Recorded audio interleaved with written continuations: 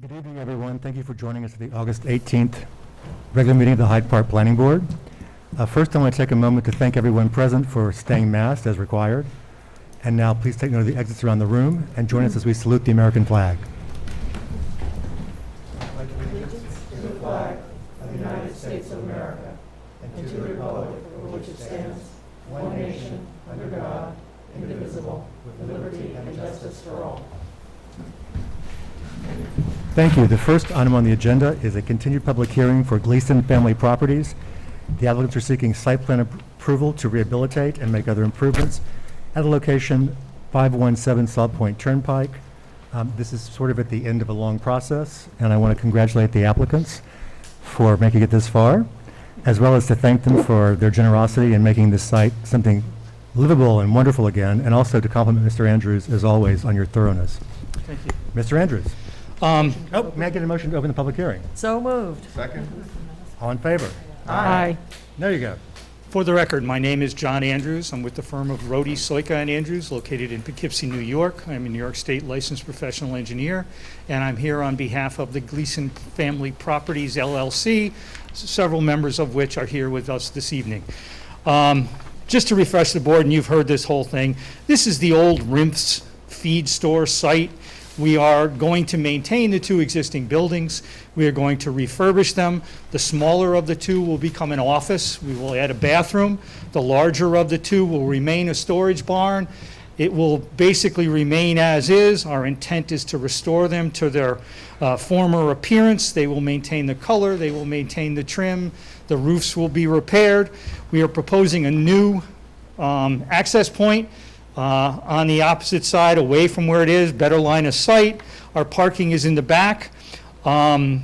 Since our last meeting, we completed our field testing and made a submittal to the Dutchess County Department of Health. We received a notice that our application was considered complete and placed in the review queue for the engineer. Copy of that documentation was sent to the Planning Board Secretary. We also received comments, I think they were from the zoning administrator and the chairman, regarding the notations required for land banking parking. The planning board kindly allowed us to land bank 2 parking spaces during the course of the last meeting. We placed that note in several locations. We reference it here, but it's on the main sheet. There's a series of site-specific notes, and we reproduced it, I think, essentially the same way, just tailored to fit our site on that first sheet. We also received an email from your town engineer seeking a clarification. People want to know what was our intent in terms of the entrances to the building, because the handicapped access route needs to be to the primary entrance. The way this proposal was formulated, there is a porch on what is historically the front of the building, which you kind of see from the road. That porch has a series of stairs. It enters from, let's say, the east side. We're proposing to switch that to the west side and maintain the stairs, but we don't want that to be the primary entrance. We want that to kind of be just the appearance. The primary entrance is on actually the back side, and because of the way the grading is, if you've been out there, the grading kind of raises up. So that allows us to actually bring that grade into the building at grade. So we don't really need to ramp it. We don't need to do anything. It'll be a nice, smooth handicap transition in. We issued a drawing that clarified that in a couple red points. I delivered a copy to your planning board secretary this evening. And I think other than that, we did not receive any updated comment memos, but I believe pending people's review, we had satisfied everything. We had enhanced the landscaping. We added some low-level kind of farm-style, residential-style lighting. And again, I apologize, we don't have any foot candles because the manufacturer doesn't issue them. So, but I think we have, in substance, addressed everything you've asked, and I think we're ready to close the process if you are. I personally agree, but we'll make sure that my colleagues feel the same way in a moment. First, let me go to the consultants. Any further comments? Ms. Franson? I had actually provided the minor comments. Sorry, I had provided the minor comments to Pete to coordinate and consolidate, so they're addressed. Thank you. Ms. Moss? Mr. Sotero? No. Mr. Andrews addressed my email that I had sent to him, so we're good. Thank you. Ms. Polidoro, any comments? Tonight, we do have a resolution prepared. The board is ready to consider site plan approval. Thank you. Before I ask for comments from the board, would anyone from the public like to speak about this application? If so, just please come up and state your name for the record. Okay, there being no one? We start to the right. Ms. DiNapoli, any additional comments? No. Mr. Oliver? No comment. Ms. Dexter? Still looks like a fabulous project. Ms. Wasser? No comments, thank you. Mr. Pickett? No comment. And Ms. Weiser? And I will agree with my colleagues. I have no comments as well. Then, once Thank you. again, I'm going to ask for a motion to close the public hearing. I'll make that motion. Second? Any further discussion? All in favor, please say aye. Aye. Motion carries unanimously. And I believe this resolution will be introduced by Ms. Dexter. Yes. Resolution to grant conditional site plan approval for Gleason Family Properties LLC, August 18th, 2021, resolution number 2021-14A. Whereas, now therefore be it resolved that the planning board hereby approves the site plan set and authorizes the chair to sign the site plan set after compliance with the following conditions. 1, payment of all fees in escrow. 2, approval by the Dutchess County Department of Behavioral and Community Health of the methods of water supply and sewage disposal. 3, conceptual approval by the New York State Department of Transportation. 4, revision of the site plan set to specify the height of the light poles. Detail and notes conflict and provide mounting details. If the poles will be mounted on a concrete base, the base must be painted black. 5, revision of the site plan set to amend the note regarding the banked parking spaces as follows.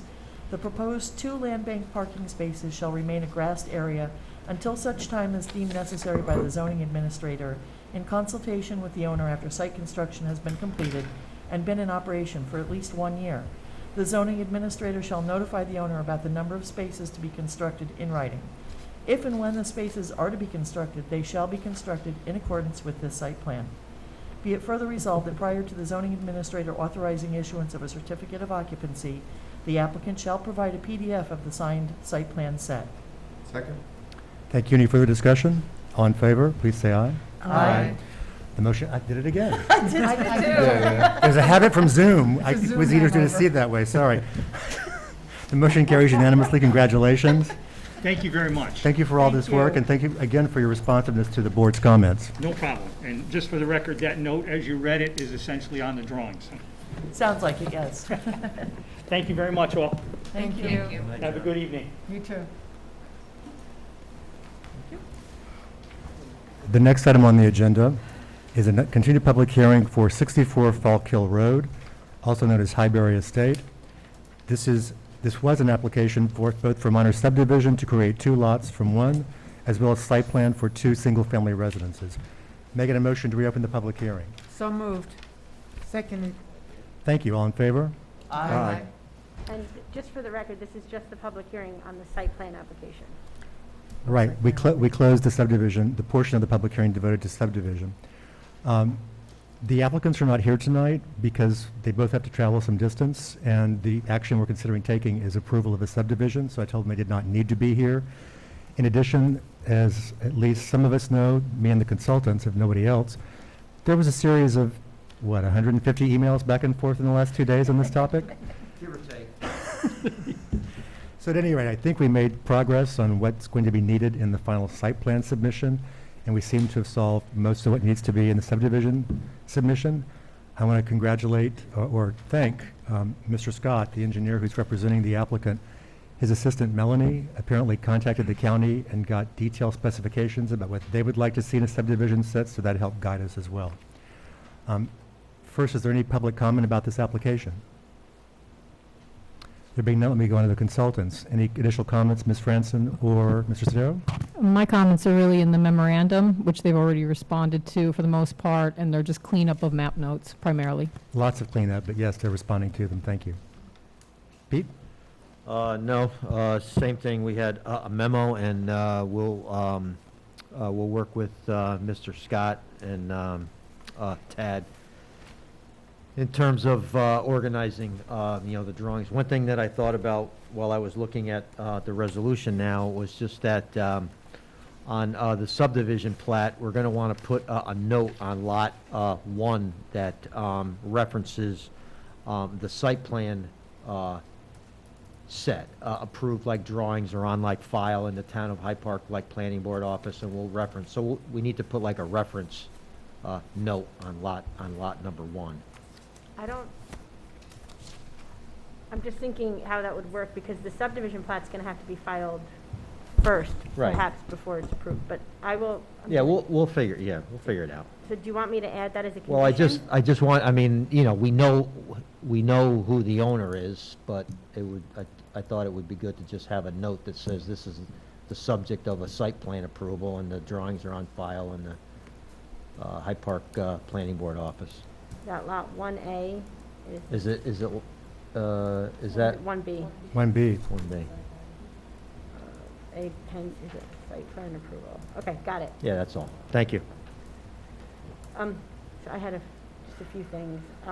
The first off is that there was a violation on the original parent lot that has been resolved. Certificates of occupancy have been issued, which indicate that there is no more violation. So the board can proceed. There are a number of conditions if the board is to proceed tonight with approval, but most of them are technical revisions to the map, which can be made fairly quickly. The applicant still needs to provide all of the easements, and so when we get them, we'll review them, but everyone should understand that it's sometimes that takes some time. So if the applicant is listening, they should get us those as soon as possible so that we have adequate time to review and respond. In my discussion today with the applicants, they indicated that most of the easements are ready to go. However, the one easement that is not ready to go would be from the Tierneys, the next door neighbors. They requested if there was some way to push that to site plan, and I said no, because this is subdivision and it's on. Right. However, I did say that this possibly could be pushed to issuance of certificate of occupancy, building permit.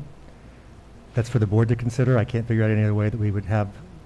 Well, I guess one thing to consider is whether the board would require that easement anyways. So you'll recall that the applicant is putting a dry hydrant on the Tierney property, but they're also putting a dry hydrant elsewhere on this property, and is it necessary for you to approve the plat to have that second dry hydrant? I don't know that answer. The Tierney dry hydrant was requested by the fire department. In addition, it would probably benefit the Tierneys, to be honest with you, because It would. there's nothing really around there. So I think it would be in their best interest to move quickly. But as Mr. Scott told me today, when you're dealing with a third party who's not part of the process, it usually indicates a lengthy delay. Now, I saw Ms. Moss shaking her head, please no, for issuance of building permit, because it's a lot harder, I know, to do that. Well, there's more pressure on Tad, and there's also an additional step to have to remember that. So Just leave it. just leave it as is? Board? Okay. Ready? Well, comments on this? No, no. Which comment? It would be condition number 5. Take close it. This would not be approved by Mr. Aplansky, the attorney to the town, because it's not a town, the grantee would be the fire district. We can leave it in. It has to be, it needs to be a condition regardless. It was a specific request of the fire department, that in the turnarounds and the other dry hydrants, because they're going way high up if there's a fire here, and there's a pond down at the bottom. The question is they were trying to get through to where they could file the plat as quickly as possible, and they have not started. They have sort of a tentative yes from the neighbor, the Tierneys, that they're willing to do it, but they haven't started the negotiation process, and I think that's where they're worried there might be excessive delay. So I promised I would bring it up tonight.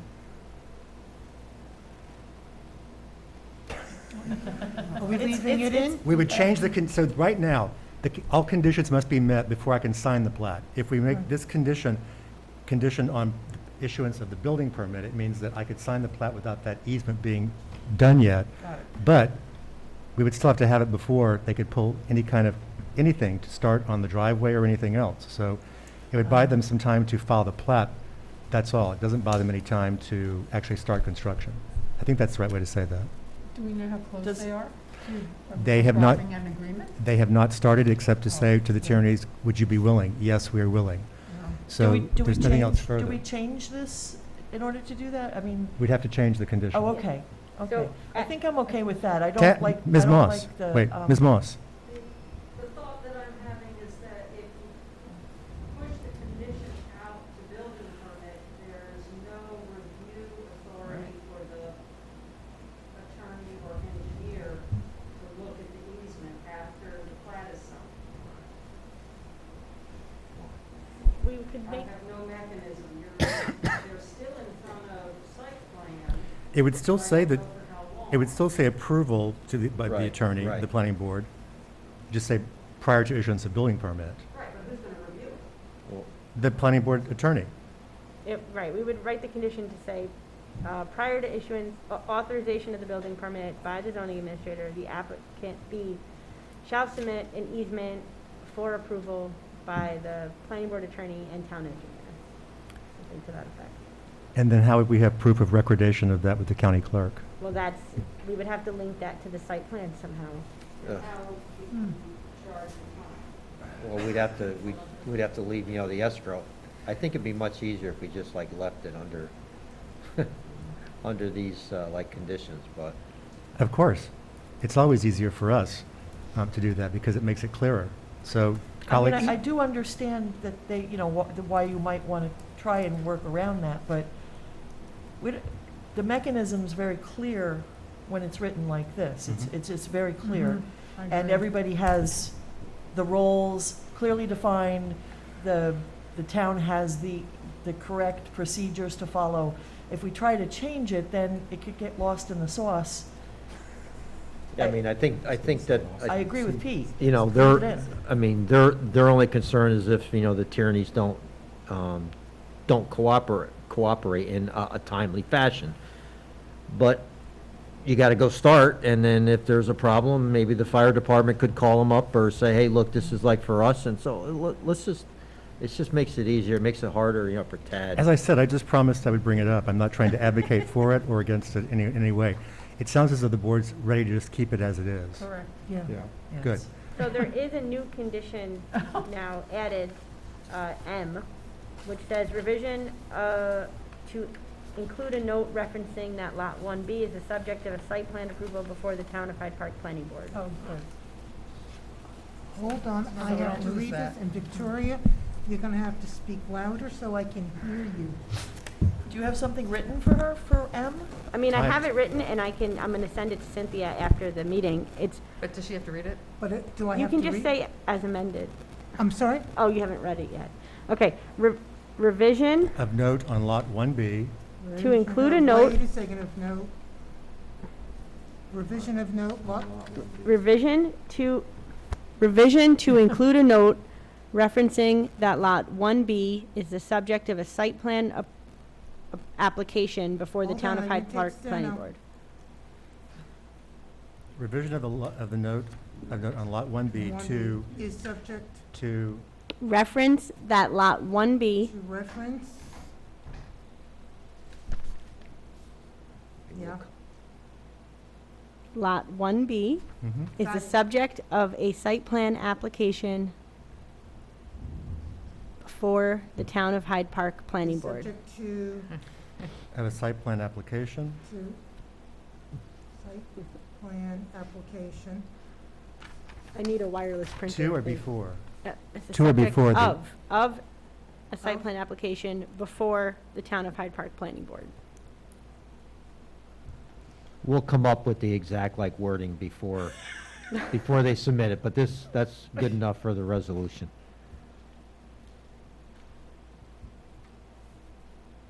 Yeah, I don't think I have it, but But We it's have it. enough, I've I read it. think. We have it, but they it's, realize that there's an addendum. There's M. There's an And annual condition. M as amended. My mother always told me I Correct. should have taken shorthand. Any other comments from the consultants? We'll also add that Ms. Franson prepared Part 2 That's what I was for going the to board's state. consideration this evening. So the resolution will incorporate our seeker assessment, and because I'm rusty, I forgot to tell Bonnie that Liz was preparing parts 2 and 3 for us in general, so we could keep the meetings going more quickly. So has everybody had a chance to Yes. take a look? Yay, Yes. thank you. Sorry I was so late, and thank you, Ms. Franson, for doing this for us. So any comments from the board? Anyone? No. Then we can, oh, that's a question I had of you, Victoria. We should adjourn the public hearing rather than closing it because we're still going to receive a new plan set for the site plan, correct? Yes. The only thing I want to say is I love the concepts for the architecture, so. I agree. This is going to be a really nice addition to the town. It's certainly going to be, for all of us who've been up there, it's an incredible view.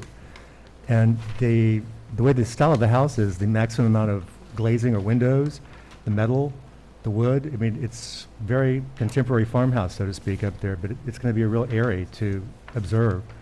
I'm not sure I want to be up there in the winter with the winds all the time, but that's another issue. During the summer, it's going to be spectacular. Now, a question that's, Yep. so these are the concepts, like them very much.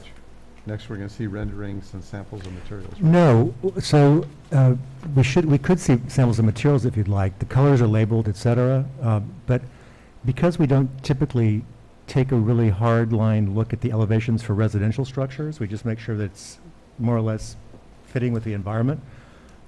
If they wanted to make minor changes, I tell them that they probably didn't really need to Seems come like back to us a because they're courtesy. they're still working on that, in other Okay. words. But I can tell them if you really want to see them, they just haven't I like finalized the design. concepts very much. You just want to make sure that what goes up doesn't drift so much. from No, the concept. they're pretty much locked there. The pool house is where they may still be making changes. If you recall, they're trying to have the pool that's really rather large, but somehow there would be a structure that comes down, so half of it would be closed or covered for winter, but the other half would be the Mhm. inside portion they could swim. And so they're still working on the mechanical details of that. That's why they have an engineer helping them. As I said the first time when I saw it, it looks very James Bond villain to me to have something that tilts up and goes down into your water. Sharks should be on the other side, ready to kill you. But they're still working on that. But the house itself should pretty much remain as is. All the windows are why they want to have the opportunity to take in the views.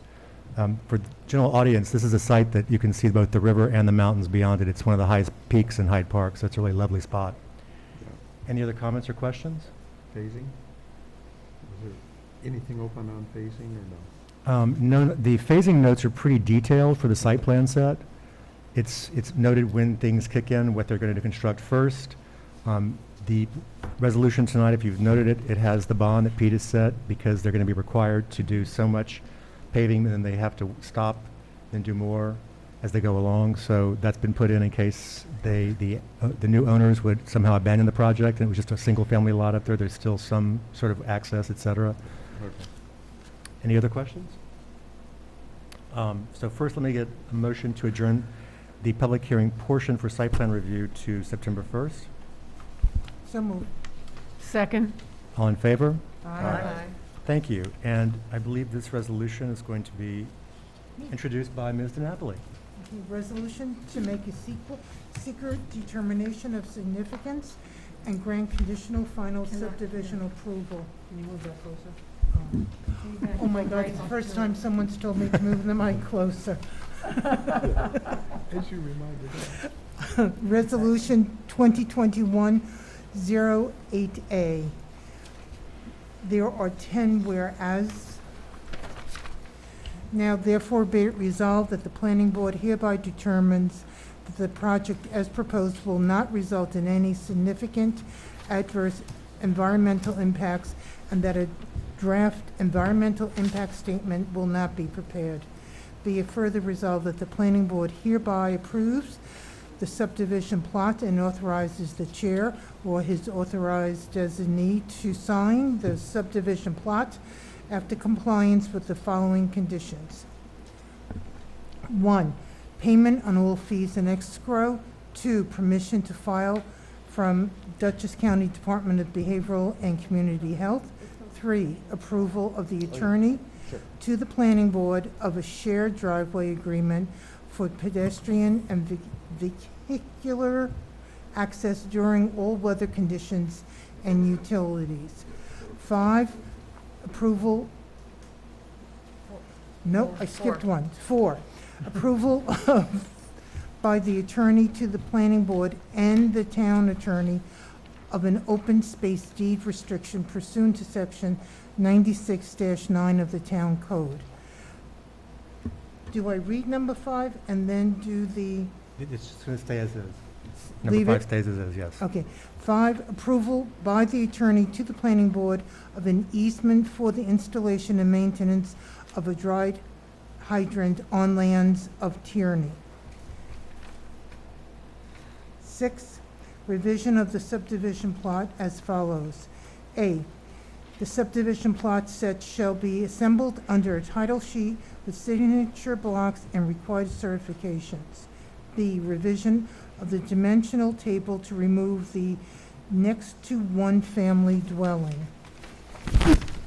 C, revision of the dimensional table to remove FN3 from maximum average density or to provide a FN3.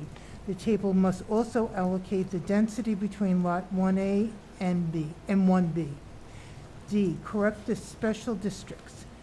I, school, Hyde Park Central School District. 2, library, Staatsburg Library. E, a complete dimensional table that is not cut off. F, include a key indicating the symbols of the, quote, monuments to be set, quote, delineating the conservation areas and property corners and a detail of the proposed monument. G, clarify or delete the oval in the shared driveway on the southern portion of Lot 1A on the Spencer Hall plans. H, under Note 1, on the Spencer Hall plans, replace to be completed and accepted by the town of Hyde Park with to be completed and approved by the town of Hyde Park. I, delete consultants from Note 3 on Spencer Hall plans. J, in Note 9 of the Spencer Hall plans, delete the reference to emergency lighting or provide additional details on proposed emergency lighting to the planning board for further review and approval. K, revision of sheet SY6B to change the driveway width to 14 feet and to revise the grading for approval by the town engineer. The width of the driveway easement shown on the whole plan shall be amended to accommodate this increased width. L, revision of sheet SY3A to include a note indicating that the trees along the driveway on Lot 1A shall be maintained in a healthy condition and that any substitutions in the tree species proposed must first be approved by the zoning administrator. 7, submission of a performance guarantee for driveway paving in the amount of $18,000 in form and manner of execution acceptable to the town board. And then H, Oh, Rev- okay. It's actually M. M. M is Oh. M. Sorry, and revision of note on Lot 1B is subject to reference that Lot 1B is subject to a site plan application before the Hyde Park Planning Board. Close enough. Did I get close? Google Translator, but It's revision of note on Lot 1B to include a reference that Lot 1B is subject to a site plan application before the Town of Hyde Park Planning Board. Isn't that what I That's all. said? Close enough. That's what she said. That's what she said. I heard it. Is there a second? I think that might be me. Second. Yeah. It's a long resolution, that's why. Yeah, it is. So just to point out that we have discussed most of these because many of these were conditions put forth by Ms. Franson and Mr. Sotero. They were sent in memo form to Mr. Scott, the engineer is representing this, and he's indicated that he's already taken care of most of these, which is great. There might be a couple that he wasn't aware of. And just another note, it may seem picayune about the trees that are along the driveway, but if you recall, all of us, these are trees that are there for screening because the road would go right by the pool from the neighbors, and Ms. Franson thoughtfully suggested that they provide screening on this site so that you wouldn't feel like people were staring at you in your bathing suit as you go up the hill. And the applicants were very kindly agreed to do so. So there being no further discussion, all in favor, please say aye. Aye. The motion carries unanimously, and we'll see the applicants on September 1st. I know that Mr. Sotero agreed to work with Mr. Scott on, as I said, making sure that the subdivision plans are exactly right.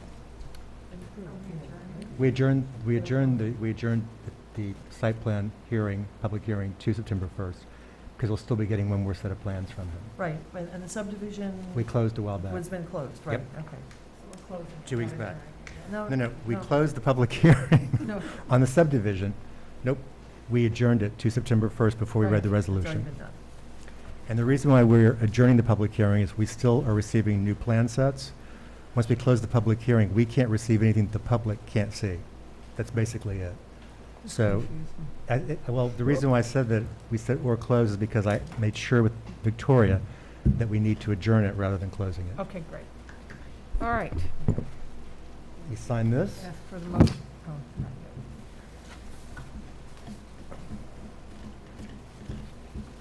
yet. And I went out of order. We already did this. I did it before the resolution was read. It's okay. The next item on the agenda is a workshop item for Key Construction. This is for office and storage units. The chair will be recusing himself throughout the remainder of this review, and I will be appointing board alternate Tori Kane, formerly a full board member here. Welcome back, Ms. Kane, and good luck, and I hope you enjoy it. This should go with that. Okay. Thank you. She used to be on the town board. No, this should be fine. That allows him to remember.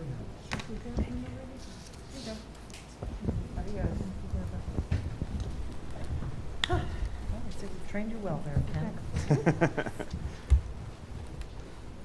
Your materials. Absolutely. Thank you. No problem.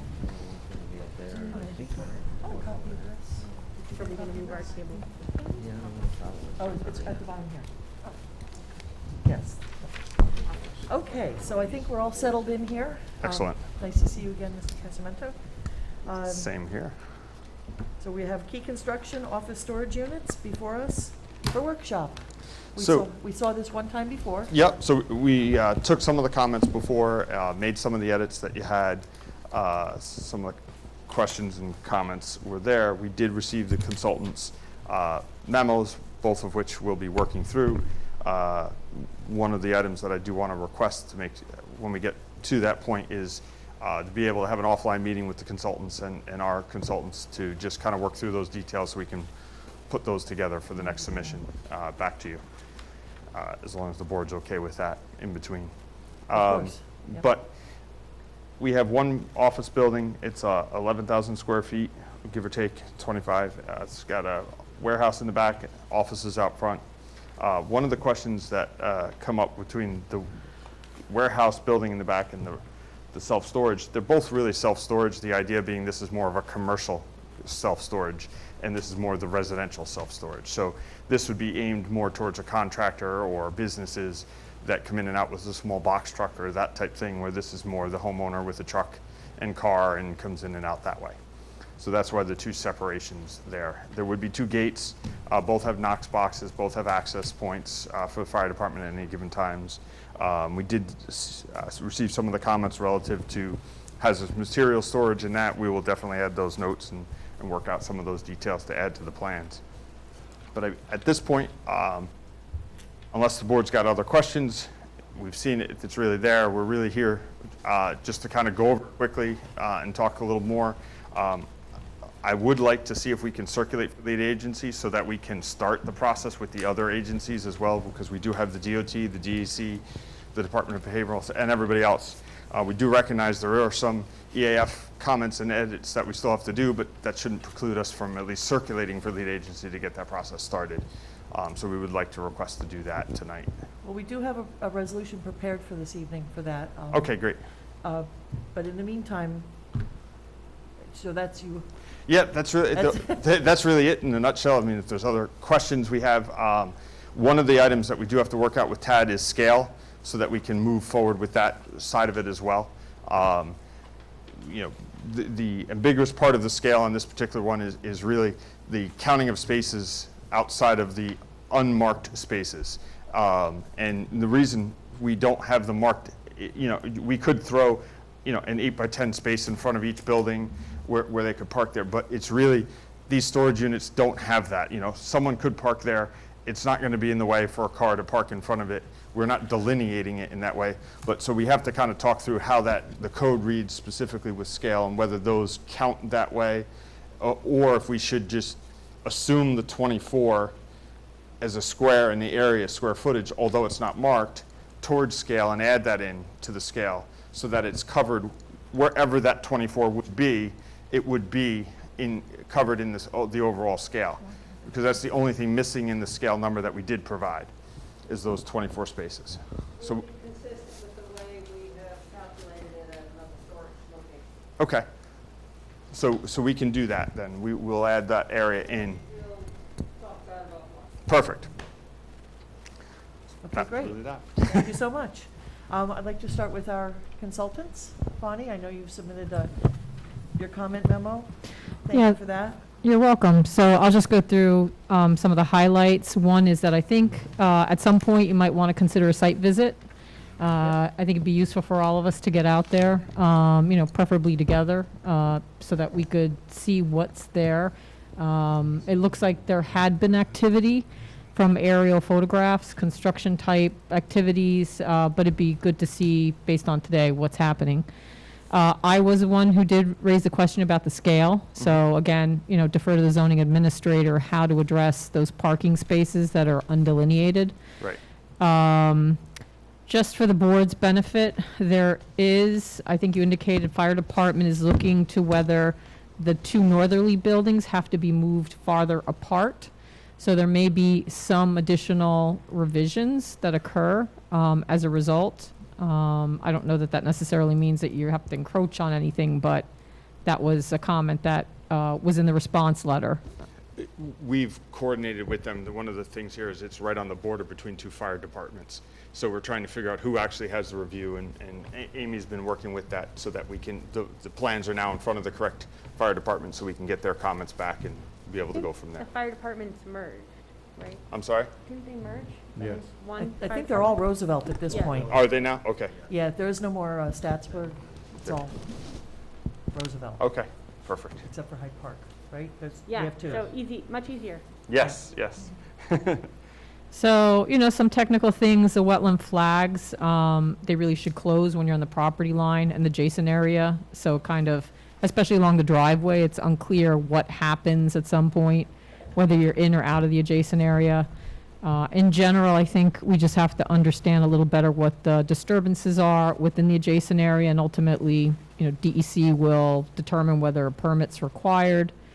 At some point, you indicated you will show the septic system and the well that were present for the drive-in theater. I don't know that you found them. And so we have not. Okay. We've done some preliminary research with the Department of Health, and we've tried to find old records and aerials, and there's just no information as to where they are on the site. Okay. I'll defer to the town engineer as to what needs to be shown going forward, but you did say that there was one. I don't know how much farther you have to We're go with. assuming there was. I mean, Yeah. there was a bathroom there, so. Have you asked the prior owner? I'm sorry? Have you checked with the Gercios? I have not specifically. Oh. Oh, he did? I'm told he's no longer with us. So I think one of my more substantive comments is in between. So you have the larger commercial buildings, and then you have the self-storage buildings, and the office is off to the west, to the left. And right now, the entrance to the self-storage facility is right across the warehouse and office space. And my question was whether or not you couldn't get a drive that's farther south, and if you could get anybody or any vehicles that are going just to the self-storage facility away from that kind of active area.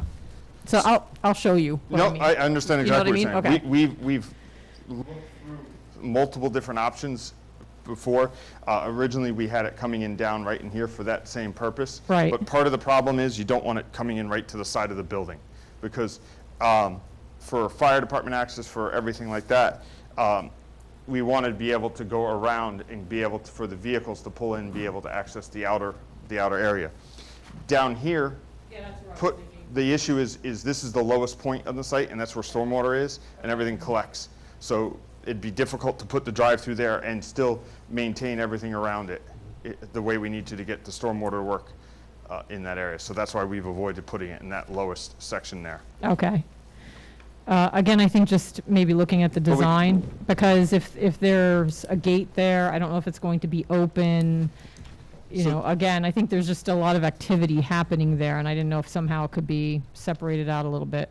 Well, I mean, the self-storage facilities don't have a lot of traffic continuously. They're, you know what I mean, typically. But usually the way the gates worked is there's a marker up here where you come in, you type your PIN code, then the gate opens and you go in. On the way out, there's a marker, there's a vehicle sensor that sees the car and the gate opens to keep it closed at all times. We were looking at it in that area because it basically, it didn't bring it back, but we didn't want it. We wanted to give the separation for the main lot of the office person that are going to be mainly in and out, or is going to be up in here for visitors. These will probably be most likely employee type parking, so there wouldn't be as much daily in and out movement for those vehicles. They're not labeled as such, but we're assuming based off of the discussion with the owner that this would become more of the client or someone that comes in during the day for their offices, for meetings and that type of thing would be out front, where this would be more of the employee parking in the back. Okay. Thank you. Mhm. Again, just a consideration as far as circulation. We had a general question with regard to snow storage, if the snow melt is going to be directed to stormwater basins, or if they're just infiltrating, or how snow storage would occur, and if there's sufficient area, especially for the self-storage facility. This is probably raised by the town engineer as well. Yeah. So we'll look through them. They're set to go towards those areas, but we'll expand upon them to make sure that they get to a stormwater treatment area or have an area in between for them to be stored. I know we did pull a fence tight up against the asphalt. One of Pete's comments was that for just the snow storage area. So we can look at alternately, areas like this here where the snow is going in this, the stormwater is coming in this direction, pulling the fence a little further away from the edge of asphalt. So there's some room for it to go in there. But we'll look at the snow storage areas. Gas and electric, so I don't know if gas is available, but in particular electric, there's that one pole that's shown on the plan. Yep. And I didn't know if you were going to pull electric off of it. So we've had a preliminary discussion with Central Hudson. They don't know yet. Okay. So typically at this stage, we don't show anything for electric because we have to wait for Central Hudson to give us an idea of where they're coming from, what they're doing, and they won't really go down too far of a plane of design until they have construction. And I mean, I'm working on a project now that's in construction, and we've had 5 different revisions of where they want to put everything. Yeah, and the So- reason we raise it is that pole is actually within the 100-foot adjacent area. So if it's being undergrounded, you're in the adjacent area. If it's going to be maybe overhead and then underground, I think the board should just be aware of that when they go to approve. Understood. If I were to do anything, I'd say maybe what we do is when we send the plans to the DEC to talk to them about the impacts, we show that as just an area of potential impact for utility connection. And this way it's there, it's on the plans, it's noted, whether it goes above or under or where, we know we've permitted some type of, or addressed some type of impact potentially for that. Okay. Would that work? Yeah, I think, well, it's up to the planning board ultimately. Higher level comments, I think some of the improvements seem to be very tight to the 100-foot adjacent area. So I think just some assurances that things can be constructed within the space allotted. You did point out the hazardous material notes that you will update and address. There's a general question about, is there a stream or some kind of corridor present that crosses the driveway where that culvert is? Sort of why is it there? The culvert here is for stormwater treatment. That's what this is here. Again, there's an existing one. There's an existing one out here. Don't know why it's there. My understanding is it was put in so many years ago when the water table would rise on one side, it would maybe flow through it, but I've not been there and seen water going through it the last times I've been through there. Okay. From a seeker perspective, we have no issue with moving forward on the coordination. We would just say that before it gets circulated, that the EAF be updated as necessary before it gets circulated, you know, with that understanding. We did have a question about the Phase 1 ESA, whether one had been done. The prior comment said there was no ESA, meaning environmental site assessment, to look if there's any things that had occurred. And the response was that, well, the site's been vacant since it was used as a drive-in theater, but in fact, again, if you look at aerial photos, there was activity going on there, construction closer up to the driveway. So I think, you know, it'd be useful to just understand what was going on there, what has gone in there. Even the habitat assessment mentioned that it was used for construction vehicle storage. If that's all that occurred, I think that's less of an issue than if there were other activities happening there. And I did include an aerial.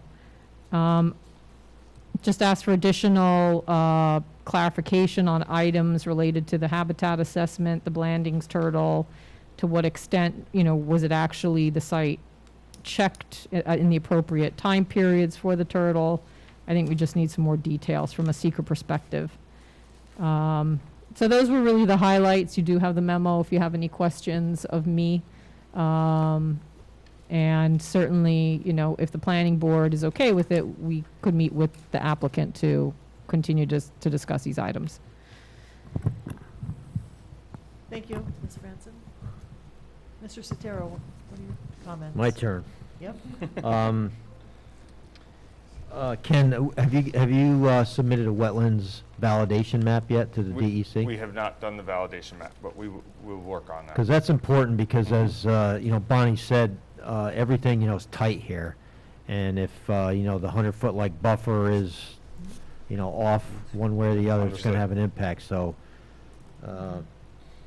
all right, so you're gonna go do that. Yep. And then, any idea when you're gonna submit a SWIP, a permanent? We wanted to make sure that we had everything cut. We've done preliminary tests in the field for the stormwater design. We wanted to make sure that we've not got things moving around to redo it all again. So Now- basically on our next submission, I see no reason why we wouldn't be submitting that SWIP. with Now, that. I'd be all right with, if you want, for seeker purposes only, without doing the whole like book with Yeah. all the, you know, fancy stuff all behind it.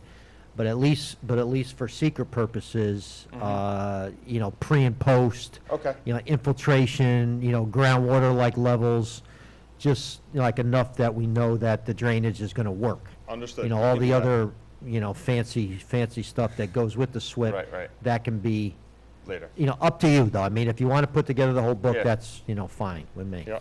So, I think at this point, we're at a point where we would feel comfortable putting that complete package together Okay, that's anyway fine. for you, so. That's But fine. thank you for that.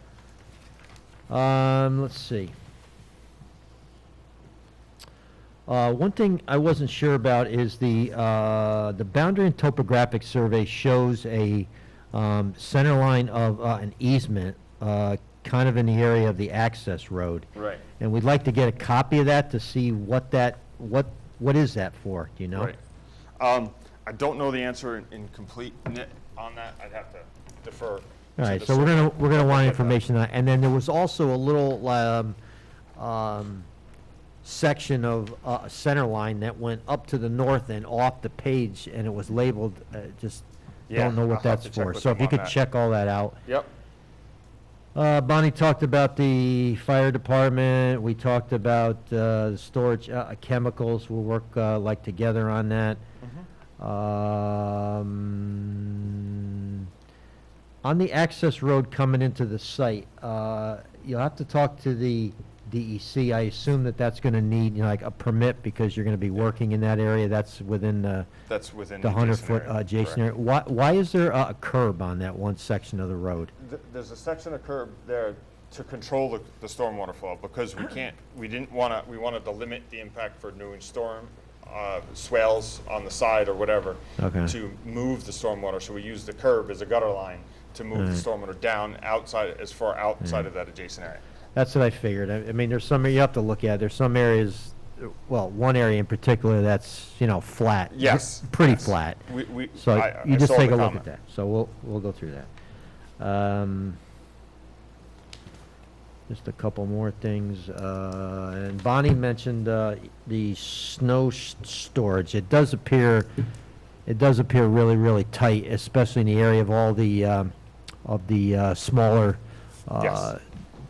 storage buildings. I mean, I don't know how they would plow like snow and like get it out of the gate unless, and I doubt every time they're gonna bring in, you know, like a loader and 100%. like truck it out. So I think you just, There's room to move the fence to you make room, just, yeah. so. But again, a lot of that's gonna depend on where, you know, the buffer is too. So Correct. that's why it's important to get the wetlands map in to get that, you know, validated. And then, during, you know, the construction, we'd like to see, a construction fence put up along the 100-foot, you know, buffer, just to ensure that no contractors will go in there during, you know, the work. And that leads to a comment. Not that that would ever happen, of course. Never, never.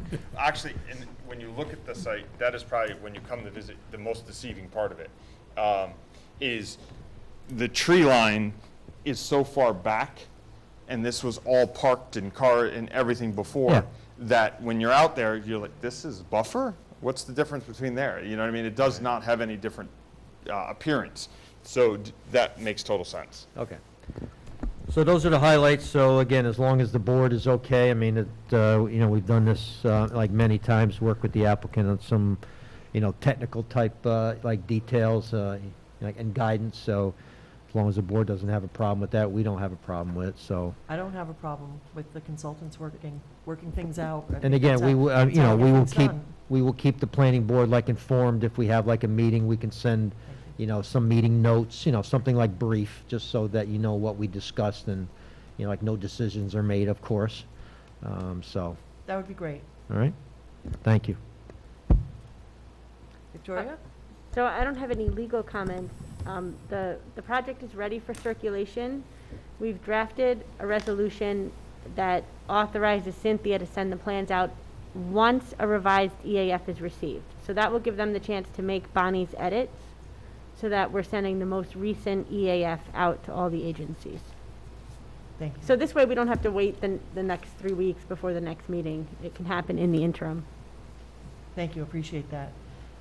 Ms. Moss back there, do you have any comments? And if you do, could you please use a microphone? I'll give you mine. Oh, there you go. I was just hello? I was Yep. just wondering if you were ready to set a date to go out for a site visit, or if you want to coordinate that some other way. Yeah, I think a site visit is definitely called for at this time. So we can, first of all, like to find out if it's okay. Absolutely. Get permission from the owners to do that. Yeah, I don't see any reason why we wouldn't Okay. have a problem with that. Okay, if you can confirm with the owner Yep. that that would be okay, then we'll probably have to note it as an actual planning board meeting if we get all of us together, because I haven't been there since it was a drive-in.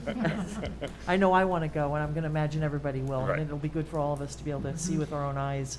It What the- is almost a perfect use of where it is based off of the hidden component to it.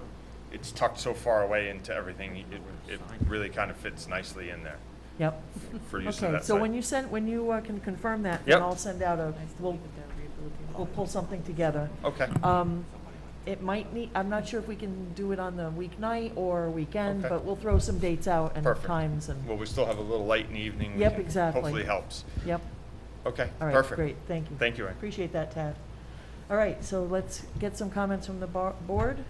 Can I start on my far left, Ms. Weiser? So one of Bonnie's questions was about noise, and she thought there might be potential noise effects, like happening after hours. I wasn't sure if that was addressed. So the business is open basically 6 to 5, most Okay. the regular hours. The other activities, they're open 24. You know what I mean? But again, you know, especially these, it's a person or two coming. I can't imagine there's going to be large groups of people in the middle of the night dropping off stuff. But stranger things have gonna occurred. ask that. Yeah, Bonnie can. Yeah, so to Ann's question, self-storage, is it 24 hours for the self-storage on the southerly end, or also 24 hours for the large commercial self-storage? At this point, they were both scheduled to be for 24 hours, because a contractor would maybe want to get into it at night to pick up their equipment for the next day or load a truck or something like that. Or at like 5 a.m. Right. So do we need to consider any measures to reduce? Well, again, I would request that statement to think about that Okay. when you're on site. Great. Because it's so far away from so many different things down in there, there isn't really any real residential component with the buffer of trees and everything that is around. Great. Yeah, so I think the concern would be the building to the east, the home, but also you have some residences out by 9G that are by the driveway. So if someone's coming and going with equipment, they may hear it, but at the same time, they are on 9G. So, Yeah. you know, you have to kind of weigh, Right. you know, what's reasonable as far as this use. Anything else? Nope. Thank you very much. Brent, any comments? A couple comments. My questions were kind of related to Pete there. You need that validation map from the Yep. wetlands. Otherwise, in order to start nailing down locations of buildings and things like that, you want to be shifting them around. And then the physical definition of the wetlands. Once everything's laid out and described, like stones, fences, split rail fences, something, so you don't have, contractors or people inadvertently driving into the area, pushing snow into the area, whatever. So you're talking about a permanent demarcation of the Right. adjacent area? Right. Anything else? And the other one was, and I'll be working with the DOT, but the line of sight, because you're sitting on that curve, Yep. any ideas around that one? Just, We'll end up working with them whether we have to do some trimming in the right of way. Yeah, But it okay. was a commercial access for a lot more vehicles historically, so we'll have to just work out with them how they want to handle okay. The Because access. it comes, you've got stuff right up there to the edge of the road. You've got Right. trucks with trailers, and so, Anything else? and that's it. Okay, thank you. Ms. Wasser? Thank you. I have two questions/comments. I heard in your comments, in your brief presentation, that the self-storage is also for vehicles? It's not traditional self-storage for furniture and things No. like that? Did I understand that No. correctly? No, sorry. Traditional in the sense where cars more accessed by vehicles, homeowner Okay. cars. I Not thought that I heard something cars are else. getting Okay. stored, no. And then my other comment, thanks for the clarification. My other comment has to do with what Ms. Weiser had mentioned. I noticed in the EAF that you had 14-hour construction days on Saturday and Sunday, so my comments relate to noise, as well as this issue about 24-hour operation. And I know we're going to have a site walk, but we talked about amending the EAF, and it was on page 7 of the EAF. So if something in there is not accurate or consistent, actually, Tad, is construction allowed on Saturday and Sunday from 7 a.m. to 9 p.m.? Do you know offhand?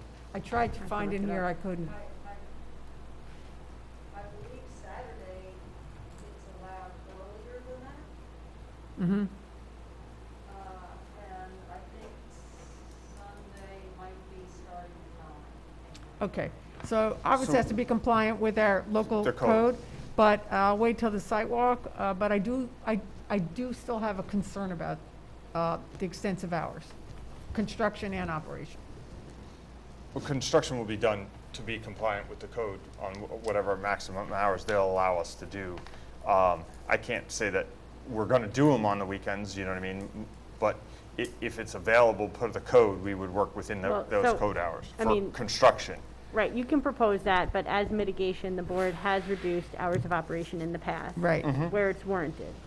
thank you. That's it. Anything else? No? Those comments, that's it. And welcome back, Ms. Kane. Oh, thank you. Do you have any comments? And I if you do. do, please speak into the microphone. So, I'm excited about this site getting used. And I think this is a good use for it. I've lived in Hyde Park for several decades, and it's been empty that whole time. So this is great. But, so I think the questions about noise are valid, but I'm looking at the topo map, and it looks like there's a rise behind the commercial buildings. So I'm looking forward to the site Here, visit. you mean, or? No, up, sorry, north. Here. Yeah. Yes. Yeah, And, the topography comes up on yeah. that side too. So I think that will definitely help. I can understand from a contractor's perspective, you know, it's gonna snow, you wanna pick up your trucks whenever, Right. or your plows. But, we do have to be considerate of the residences that are Understood. around there. So we'll have to take a look at that. My other concern is about snow storage. I know that's been mentioned several times. Mm-hmm. But just if you look at the square footage of paved area Mm-hmm. as compared to the square footage of proposed snow storage, it doesn't seem to be, sufficient. And, you know, I know we have lots of winters where there's almost no snow, but you have to plan Understood. for the winters where there's a lot of snow. So thinking about how to do that. And then I know this is a further down the line, but just as a comment about the access into the more residential storage, if you put the gate further into that driveway, and I'm having trouble, the numbers are so small, Yeah. figuring out how deep that, This, just that taking this, section, yeah. how bringing the long- gate further in. Yeah. So That is possible. So that when the residential drivers are coming in, they're not blocking the access or getting in the way of the other traffic. And the idea was essentially you'd stop in the drive aisle, put in your pin here, and then drive through. So you wouldn't be stopped facing the gate. The pin is over here. The only issue with that we still have to work through them is actually working with them, whether it's going to be a tag on the car or what, because it's on the wrong side of the car, because it's on the passenger side, this side. So we're working out with the gate company how because everyone's different. You can't put it on the driver's side? Well, then it'd be in the drive aisle. Oh. It's one of those things like when we look at, you know, drive-throughs and we're like, oh, wait, we can do it this way, and then you realize the passenger's coming to the window. That doesn't work. So yes, we have to still work that out specifically with the gate company. But both of those will be taken into account as we look through that. Okay. Yeah. Excellent. That's it. Okay, nothing else? Chris, any comments? One comment about the hours of operation, just something for our board to consider. And we're not talking about like a heavy industrial use. Mm-hmm. And I know some of the in the previous meeting talk was a landscaper might want to be there. And like you had said, Victoria, the snow removal companies, they're going to need access 24 hours, and I don't see a need to limit hours of operation on a storage facility, because like I said, it's not going to be a heavy industrial use or a factory or, you know, something where, and the location of it with topography and off the road, I don't know, I feel like that might be a little restrictive. Other than that, I think it's a great use for the site. I'm glad to see the property owner wanting to invest in Hyde Park, and hopefully we can work through some of the details and stormwater management issues and put some shovels in the ground. Chris? Thank you. Chris, I have a question. Are there alternatives to the backup beeping noise? I think so. It all depends, like, you know, for me, I'm not really concerned about them, but, you know, it is an OSHA issue. It is DOT needs to have them, so it's New York State mandating. You mean like duck quacking? You need to Right, have. I was just wondering if there was like alternate noises, or it has, okay. There's No. no switch in the truck to turn it off. No. Otherwise, everybody would turn it off. Yeah, that's Yeah. true. No, it's a federal and state mandate. So when you go in reverse, it automatically goes beep, beep, beep? Yep. Okay. Oh, okay, that was my Excellent question. question. Thank you, Chris. Mr. Nathan? The advantage of going last is I have no questions. Everything's been answered, and my comments of my fellow board members asked all the questions that I had. Again, I would like to add, though, that we are very happy to see this project in coming alive in our town, and I look forward to doing the site visit, because I think that's really crucial here. Thank you so much. So I think you've heard, as with the beginning of any project, the list sounds very long, but I don't think we're hearing of anything that we can't work through. Agreed. You know, once you get the wetlands delineated, that alone propels us forward, and that answers a lot of questions. The site visit will answer a lot of our, like, well, what does it really look like, and How does it feel? That type of thing. exactly, takes care of all that. We do have a resolution tonight that's for circulation, but we have put in there that we do need the amended EAF before it will be circulated. But what Understood. that does is that as soon as we get it, we can circulate it. Perfect. Which means that, I just wanted to just talk a little bit about what we heard tonight. We definitely want to do a site visit. You've heard everybody's comments, you've heard the snow storage, access into the actual storage areas, parking, scale, stormwater, all very classic, original comments that we usually see. So we'll work on the site visit as soon as possible, get that done. We'd also like to entertain setting a public hearing, because once we've circulated, we can start the process. Yep. So here's what we're up against, is that we only have, so we're not meeting September 15th. Right. But then again, once we do circulate, all the agencies have 30 days. So depending on when we get that in, Yeah. we've been tossing around the idea of either October 6th or October 20th to set the public hearing. I think we should put that out there, but we should wait till we get the Yeah. wetlands map. We need to get the wetlands map. We need to make Okay. sure, that, you know, the buffers are what's what's Okay. on the plan, and we need to Yeah, see. it makes no sense to open a public hearing if we And don't then have if the it's gonna core. change for any, like, reason, I think we should get some basic information first. Okay, Our opinion anyways.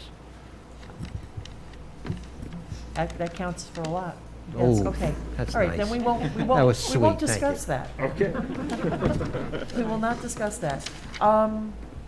Do we need to understand when they might come back again then? They can submit, they know the deadlines. Yeah.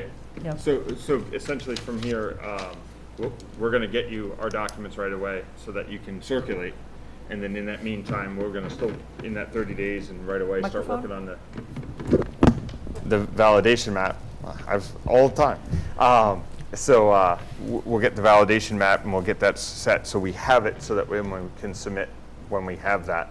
And even if it's past the 30 days, but at least then we can move forward with the project.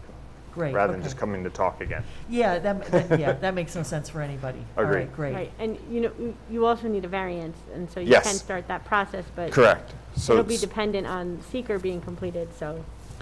Right, but at least being able to talk to Tad offline and doing the scale and getting that straight so that we can start the preliminary discussion with the ZBA even to get that started and everything like that at the same time. So we have a few little hoops to jump through, so we'll hopefully get some of them moving down the line before we come back.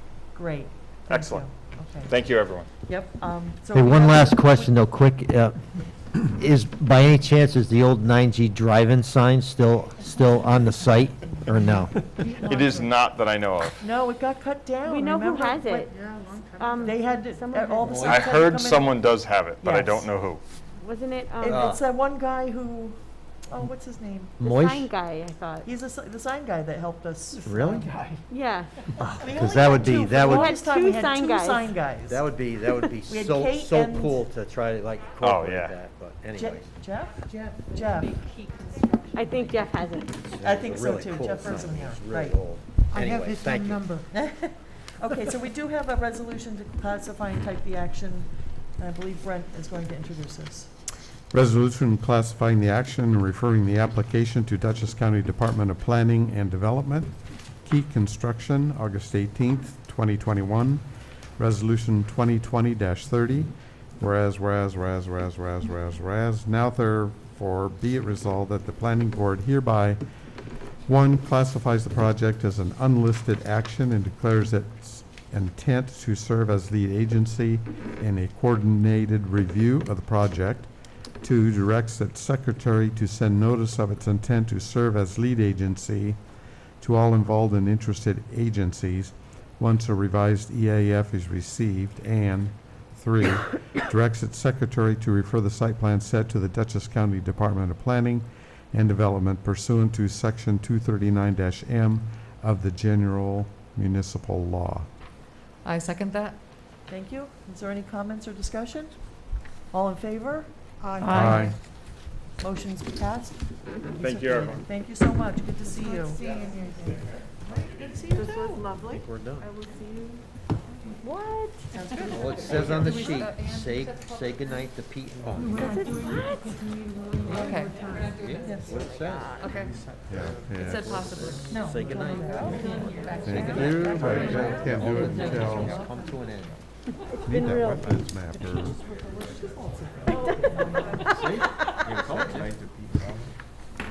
Oh, and at this point, Type I guess, A. are we losing some of our consultants right now? Okay, see you Say later. goodnight. Say Good night. Good night, Pete. Good night, Pete. Good Adios. night, Bonnie. Directed to say goodnight. Good night, John Boy. Victoria, are you staying? I'm not on the chopping block, so yes. You were not excused. Good night. Okay. And at this point, I'm turning the reins back over to our chair. Thank you, and thanks for sitting in. Okay. The next item on the agenda is ground-mounted solar panels for Thomas SEIER. This is located at 15 Nichris Lane, and I believe that Ms. Wasser will recuse herself. Yes, I'm going to recuse myself. Thank you. And I believe we have Lorene Harvey tonight of Castleman Slow to present. Let me turn it over to you, Ms. Harvey. I'm not sure what you would want me to say beyond. We can't quite hear you. I'm Can't sorry. hear you. Oh, I'm never loud enough. Like even with the microphone in my mouth, I've had these problems. So like closer to your mouth. Anyway, so we propose an ground-mounted installation of a 23.67 kW Can you just hold it 54 closer? panel ground mount. Is that better? Yeah, that's better. Okay. I do have to eat this thing. Yes, you do. Okay. I'm sorry. And these don't help either. Yeah, it helps to not have it actually in Well, my good mouth. point. So, Yep. it's something. Did I say it clear? Should I repeat myself? Start over again? Sure, no problem. Well, obviously, I'm Lorene. That's already been said. So we're proposing a ground-mounted solar installation, a 23.67 kW, 54 panels at Nichris, 15 Nichris Lane. Not sure what else would, it's kind of a straightforward thing, so I won't blather. I'll just let you guys start saying stuff to me, right? Deal? Okay. So, to summarize, Yeah. the applicant representative is noting that this will be for solar panels that will be located in the rear portion of 15 Nichris.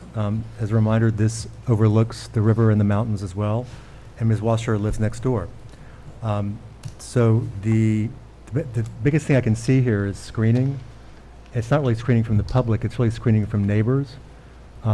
Because of where it's proposed, there's a natural tree line that I believe there's an HOA that you're required to keep the trees trimmed down so they all keep their views, et cetera. So I believe that Ms. Wasser, as a member of the public today, submitted a photograph of what it would look like during leaf off. And we may want to require some sort of evergreen screening for the new ones. I can't see any other issue that's on there. Yeah, we kind of were going to hope for the existing vegetation to be sufficient, but obviously that's negotiable if that's something that would be required because there's the existing solar, but this one is a little bit Right, further there's into an the existing yard. solar that you can see during leaf-off seasons, and this would be going further north to the right, which would actually be able to get more solar penetration and actually produce more energy. Well, yeah, and that's kind of the thing, why it's not any more snug up against any of the vegetation is because it would obstruct some of And the capacity. Our secretary had already pointed out to Ms. Harvey that the biggest issue for the planning would probably be screening, because we always Mhm. require it. If you remember, we've required either evergreens or some kind of thicket, depending on what the view was, usually something inexpensive. If it's a thicket like forsythia, that can just be wild and develop but never get too tall. So that's just something for the board to consider. And since we don't have any consultants on this, any comments, Ms. Polidoro? You're our consultant. I am. So Tad has done a review, and she's determined that it meets all of the requirements for a ground-mounted solar system. It's a residential accessory use, so it's a type 2 action under SEIER, Automatically. but you still do have to have a hearing. And Ms. Moss has not recommended waiving the public hearing, so we need to set one as well. And we have a resolution prepared tonight to classify the action and start the process.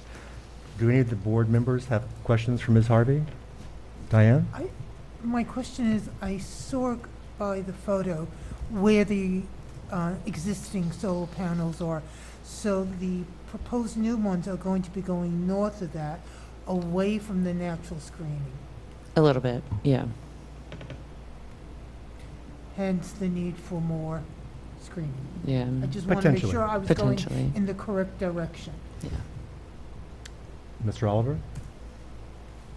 I did also look at those photos, and I could see the need for some potential screening there. Just my only concern would be how effective it would be with the elevation.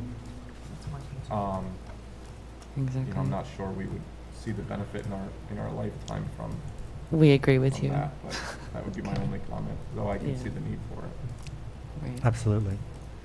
Ms. Dexter? I would say that that was actually the first thing I thought, because I know that they're sitting up, as you could see by the beautiful view of the river and the mountains beyond, that they're looking down, and I don't know how you screen looking down without putting something like on their back deck, Take which away would their then get view. rid of the view that they probably, that's why they are living there. Right. So I also noted that it looks like that the additional panels would be going more into that field, that open field. So how do you screen for that without, And that was kind of my thoughts. I understand that we need to screen, but this topography, you're looking down at something, and I just don't know how to screen something without obliterating the usefulness of actually having the solar panels. Interestingly, if you're on Route 9, driving north, in Leaf Off, and you look up, you can see the neighbor to the south's panels. They almost look like they're right on Route 9. It's hysterical. The sense of distance is just very hard to, I'm like, but there's a road in there. It looks like they're right there. But anyway, I understand the need for screening. I don't know how you would physically do it at this site. Thank you. Mr. Pickett? Again, and looking at the photo, is there a ridge, kind of a little upswell right along where the, kind of the existing screening is? Because it looks like if you took and extended that existing screening 10, 15 yards, you would block a portion of the view of the new solar panels. I did bring a copy of the topographical map if you wanted me to bring that up to you. We can't hear you. Oh, sorry. I have a copy of the topographical map if you'd like to see it, if Okay, you'd like me yes, to I bring would. it up. Thank you. Thank you. Yeah, come on up. Thank you.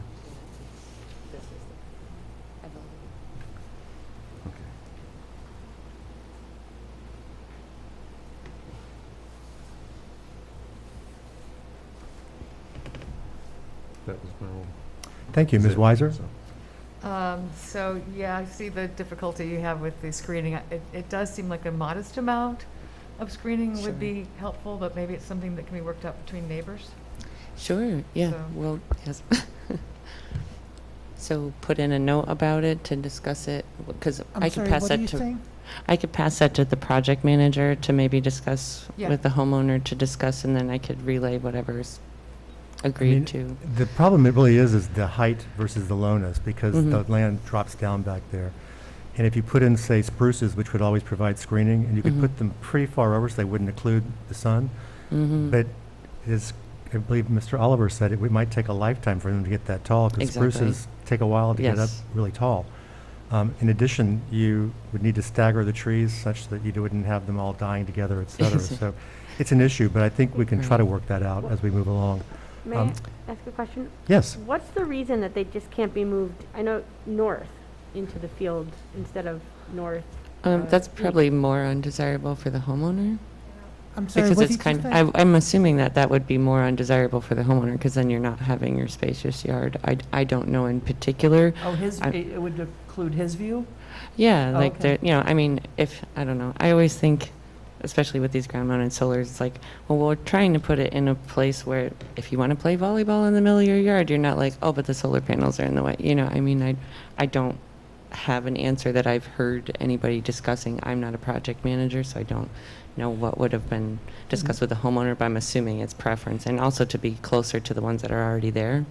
Can I Maybe summarize close to what I them. thought I heard? Okay, 'Cause sorry. I missed a lot of words. Okay. That it's where it is now because it's more advantageous for the owner, that if they put it further north or someplace else, it would obscure more their view. That's my assumption, not being That's their your project as- manager. Yeah, I'm the permit But then coordinator, how so. does it affect neighbors? Does that, their neighbors to their north or whatever? I'm assuming typically the way something like this would go is like, well, if there's already an existing array, you're going to put it as close to that one so that they're clustered together, but also so Right. that you're getting the best production, so that you're not leaning it toward trees that are going to inhibit the production. Sure. So I would just assume it's preference, but I mean, I personally wouldn't want one array on one side and then one kind of like just looks like it's haphazardly placed. But I don't know that as a fact, having discussed it with anybody in I particular. just want to make sure. I Yeah, heard, I'm 'cause I sorry. missed some words. I feel like I'm screaming, like hearing myself Oh, no. also, Trust me, and you're I not. know I'm not, but it's just I'm not used to being loud on any level, so. Sorry. So I don't really have any other comments that weren't covered by my colleagues, but I do have one question. Could we arrange a site visit actually at this location? I can pass that on to the project manager as well, so. You have my email because I corresponded some with you. Yes, exactly. So if you can just pass that on. It's Yeah. certainly better for the board to do it on like a Saturday or Sunday. Yeah. And there's usually a representative from like your project manager or someone else, but We they don't could have to probably be have there. sales, because project management is where I'm coming an hour and a half to get here, so it's probably going to be the salesperson Which who's is fine. usually In the other words, we don't have to interactive. have anybody there, but we just need to set a Right. time so that the owner knows that there'll be strangers, walking on Oh, the property. totally, yeah. Electrical inspectors, it's the same thing. It's like, no, that's not just some weird guy. It's the guy that called you a week ago.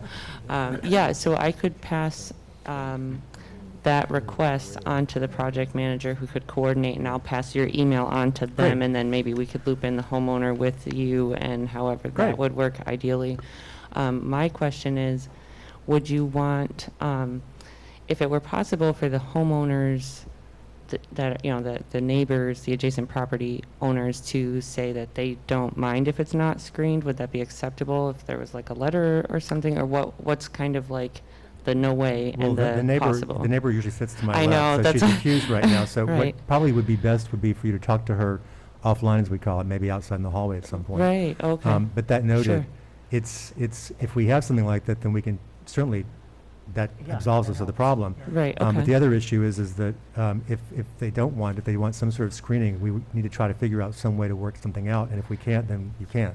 In Right. other words, it's just mitigation more or less of Yeah. something like that. We usually propose, like, this is generally what you might want to consider, and then we would price point it and do all of that stuff behind the scenes, whatever, and then resolve it. But, because a lot of the times we find that homeowners, the adjacent neighbors don't care, and they don't want them to have to do anything extra because it doesn't bother them. And So if we can get through that, and that would be acceptable to we you try to minimize guys. costs too, because we don't want to make the cost of all this too expensive for, you're trying to it's- save money as well as save the planet. Right, So exactly. that's why we've been, at times, we've often used forsythia because it's cheap. It creates Forsythia, big thickets, it rises yeah. tall enough that it can hide something, but it never occludes the sun. But that's something where you're more Mhm. level looking at it. Mhm. In this case, it's because of the grade change. So But at Would any you- rate, if you can just pass that information on, Yeah. then, and get back to me, then I'd appreciate it. In the Would we, meantime, would you want to say that something is proposed and they agree to something? Would you want us to then let you know what type of yes, screening sorry. it is so that Sorry, you can say that? This is a regular site plan approval, and site Right. plan, we will waive requirements about lighting, a bunch of other stuff that doesn't apply here. Right. But landscaping materials always must be labeled. So, specific, okay, so you would approve or deny based on if you didn't Well, think we that would was work with, adequate? we or would s- work with you to try to find something that's approvable. Right. I don't like to deny in case you haven't figured that one out. None of us really do. No, you guys all seem to be It doesn't fairly make it friendly. pleasant. It makes it far more pleasant to make sure you get to something where both sides agree and then approve it. Yeah. Yes. We'll call it a general philosophy. so, Right, right. At any rate, but yes, we'll work with you. Okay. And we're prepared, we have a resolution prepared tonight that I believe Ms. Weiser's introducing. That'll Yes. classify the action, and also we can set the public hearing at that point for September 1st. Okay. Ann? Is it pronounced SEIER? That's what I've been saying. Okay. Yeah. SEIER? SEIER's- I think it's SEIER, like, SEIER. yeah, that's what SEIER- I've heard. SEIER Solar Project, August 18th, 2021, resolution number 2021-38. Whereas, now therefore be it resolved that the planning board hereby classifies the project as a type 2 action under SECRA. Is there a second? Second. Thank you. Any further discussion? All in favor, please say aye. Aye.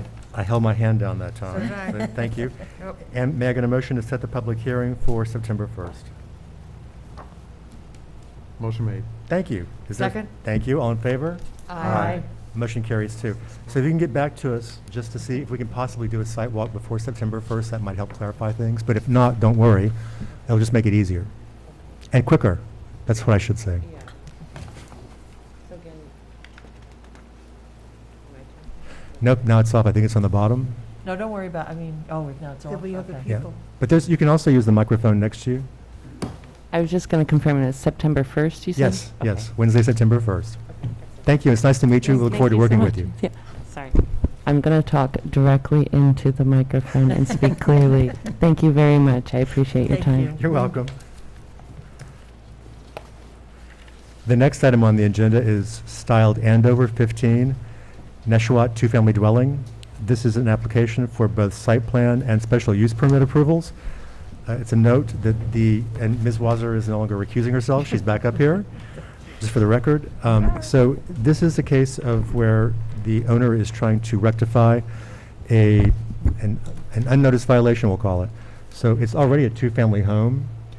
To meet the requirements under our code for the two-family residence, they're having to add in additional driveway, adding to the driveway to add additional parking spaces.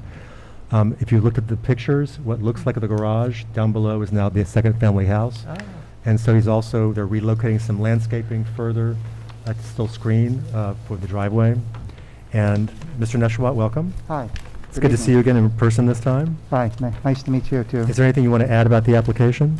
No, it's pretty much, as you said it, it's a one-family house that I'm trying to convert to two-family because about 30 years ago, when my parents owned it, they did it, and now I inherited the house as is, and I'm trying to make it legal, and update the CO. And we appreciate that, thank you. Yep. So, any comments from Ms. Polidoro? Nope, very straightforward. Comments from Ms. Moss? There is a variance that will be required for density, and Mr. Neshawat is in the process. Correct. So tonight we have a resolution classifying the action. In addition, because this is a type 2, there'll be no secret determination because there are no seeker issues. So that means that the ZBA will be free to act on the variance whenever they want to. So that's what will get this started. Let me start to my left. Ms. Weiser, any comments or questions? No questions. Mr. Pickett? No comment. Ms. Wasser? I just had a quick question on the square footage difference. The unit 1 lower level is 476 square feet, and then the floor area in the lower level also is 936 feet. So what am I missing? What is it is it garage? Is it something else going on? It's just the two-car garage area, which is about 484 square feet or somewhere in that vicinity. It's not on here, so I think maybe that explains the difference on Okay. the lower level here versus the lower level unit 2. I don't have any concerns with the project. I was just trying to make sure your numbers are correct. Okay, I have It an jumped out updated at me. floor plan. I don't know if you got the same one.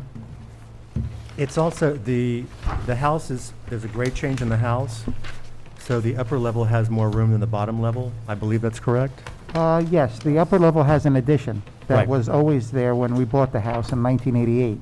So the upper level actually has 2 levels, which is confusing, I know.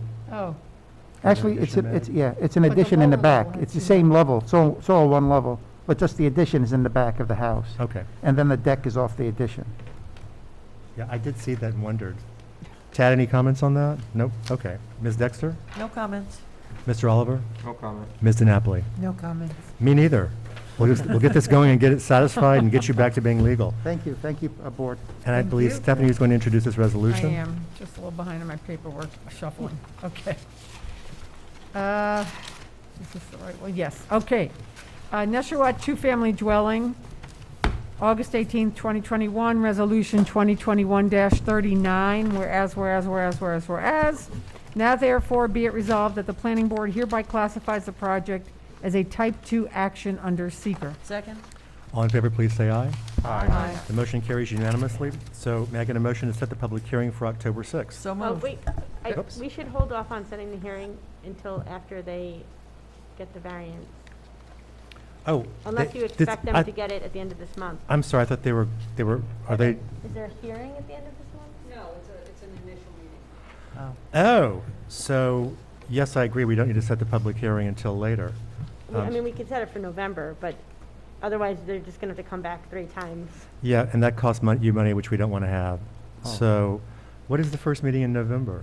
Anybody know? I can look it up. Thank you. Cynthia's looking it up. Where's our answer, woman? It's, yeah, Third? the 3rd. November 3rd. Making a motion to set this public hearing for November 3rd. So moved. Second. Thank you. All in favor? Aye. Yeah, 'cause That seems like far away. In other words, September, they're going to meet later on this month, August the 20, oh, they'll set the hearing for September, so we can have the public hearing in October. Oh, so we'll October withdraw 6th. that, well, thank heavens we didn't vote. Let's withdraw that motion. October Okay. 6th, that's the. So it is that was the October original one. 6th. It is, we were right. Sorry, I interrupted. So, With the understanding that if the zoning board doesn't make their decision, it will be extended. that's okay. So at any rate, I believe Ann has made now, gone back to her original motion for October 6th. I would like to remake my motion to set a public hearing for October 6th. And I will second it again. All in favor, please I'm say aye. sorry. Aye. aye. Sorry, Mr. National, sometimes we are that's Keystone okay. Cops up here. It just happens occasionally. It's- Um, I was trying So to I'm be sorry, I'm a helpful. little confused. Exactly. There's going to be the variance meeting, and then I'm sorry, I can't hear you. there's going to be 2 more meetings, or? Well, so you're apparently on the agenda for the zoning board at the end of this month. That was my confusion. Which they'll set a hearing for the end of September. And then maybe they'll vote that night. And if you get the variance, then you can come back to this board and have a hearing in October. Oh, okay. And what's next week's meeting? There's a next week meeting? That would be the zoning board of appeals. That's the variance. So the zoning board meets once a month, and that's the last Wednesday of the month. Okay, We meet twice, the 1st and 3rd. okay. So because the zoning board has to first process your application and just discuss it in a workshop like you are in tonight with us, Right. then they have to set a public hearing because they're required to, and they have to refer, I think they have to refer these to county planning, I can't remember. I think this is a variance that requires that. I think because it's residential, they They don't? don't Okay. have to. So at any rate, they have to set a public hearing, which means that they'll workshop this in a week with you, and they'll set a public hearing for a month after that. So we have 2 meetings before that, but we can't do anything those meetings because we can't act until the ZBA gives you the variance, Oh. the density variance. So once they act, then you come back to here and we approve it. So that'll be the October 6th meeting. Okay. If that makes any sense. Yeah, no problem.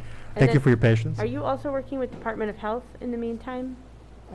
They are on, this is on a central sewer system, this Oh, neighborhood. it's on Central Sewer? Yeah, it's town water and sewer. Okay. So That's nice. this has Yeah. both, this neighborhood. So at any rate, we have a resolution. Wait, We We did, did it. we We did did it. Did the I'm the resolution, leader of the set the Keystone hearing. Cops tonight, myself, so, Something in the year. thank you, Mr. Neshawat. We'll see you Thank in a month and a half, yes. Recusal, up and down. And The next item on the agenda This is the Dasai Sake Brewery. The applicants are proposing, or really need, to alter the exterior of the wastewater treatment facility. If you recall, when we approved this, this was going to be charred wood, which is a very Japanese kind of specialty thing. I don't know if everybody remembers, but there's only a couple of places that actually do the charring of the wood. One is in Austin, Texas, and that's actually where this would have come from.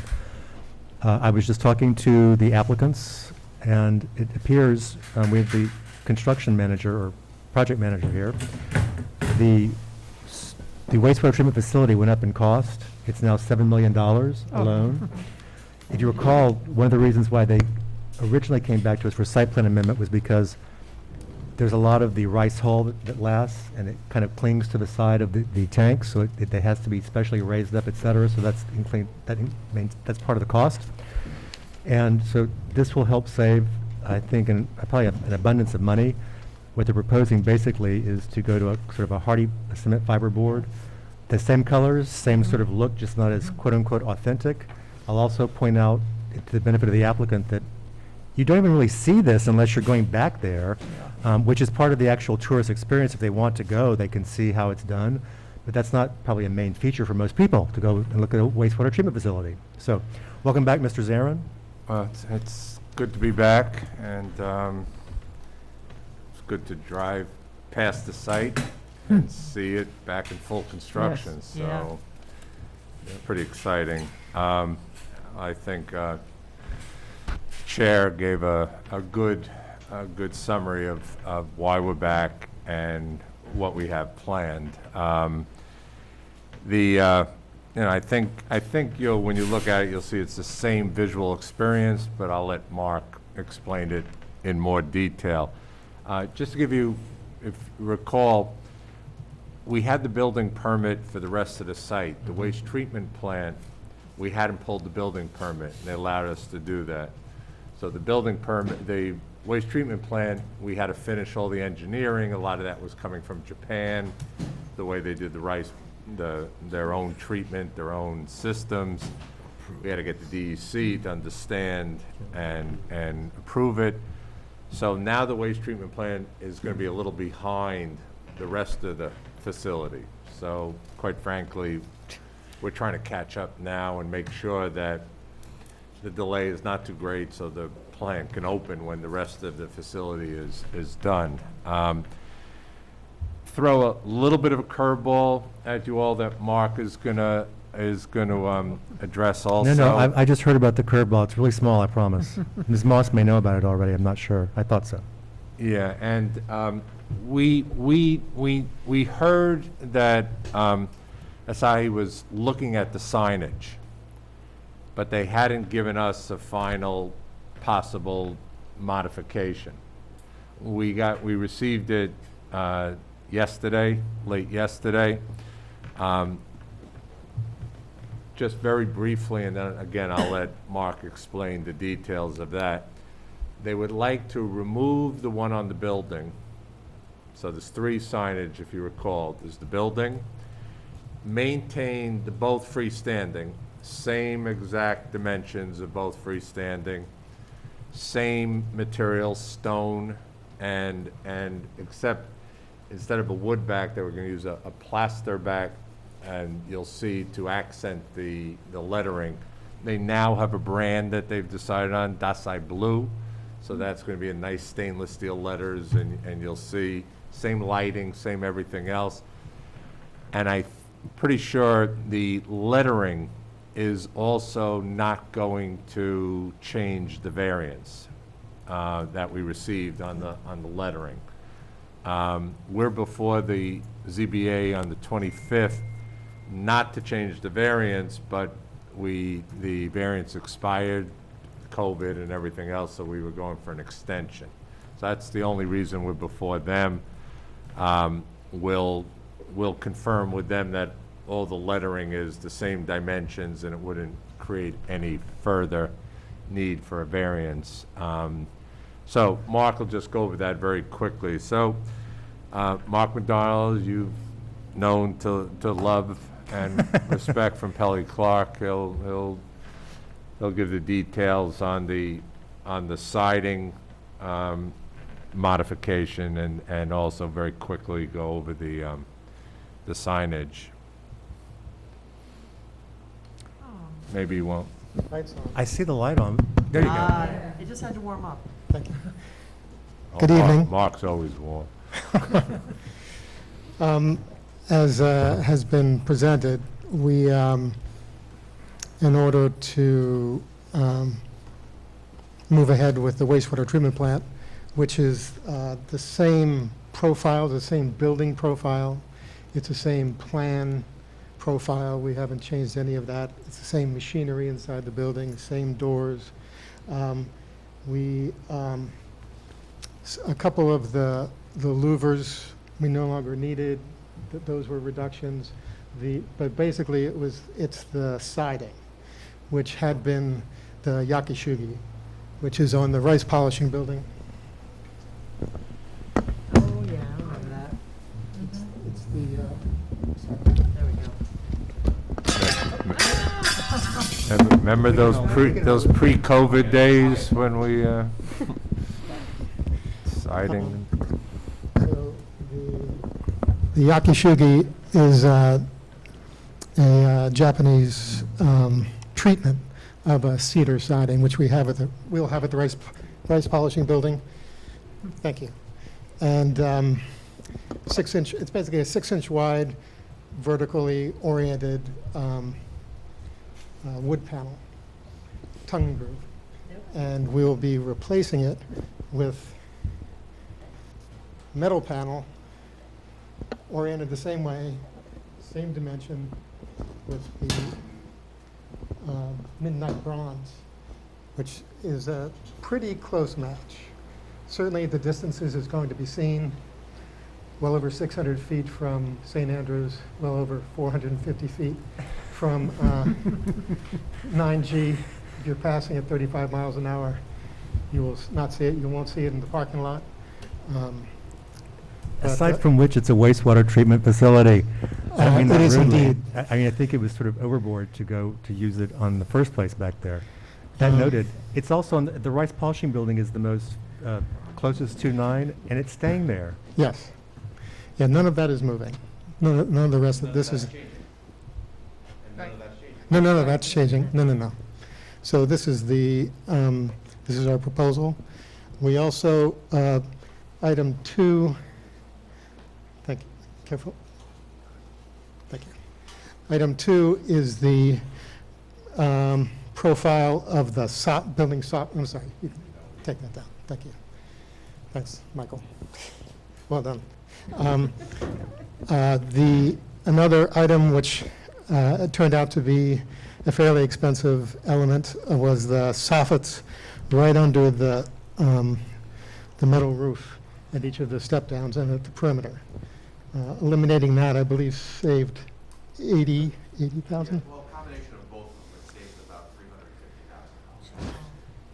Change the siding and not include the soffits. Can you speak into the mic, please? The savings provided by these changes is about $350,000. So our plan is to substitute this siding, as Mark previously explained, and then the other option was enclosing the soffits. So the soffits have structural members that help form the roof, and so what we'll have right now will be those rafter tails. Those structural members will come down.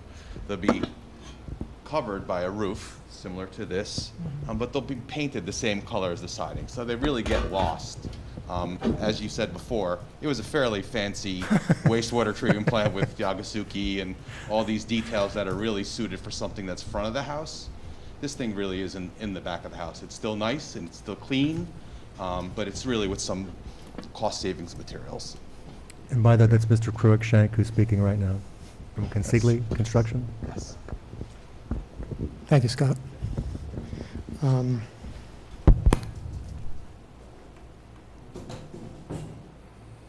items that Marshall mentioned. Stop.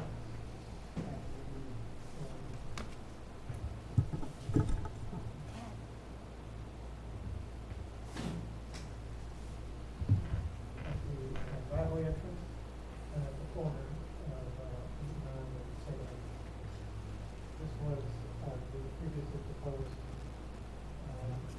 I don't know. Is that still on? Is the mic still on? No.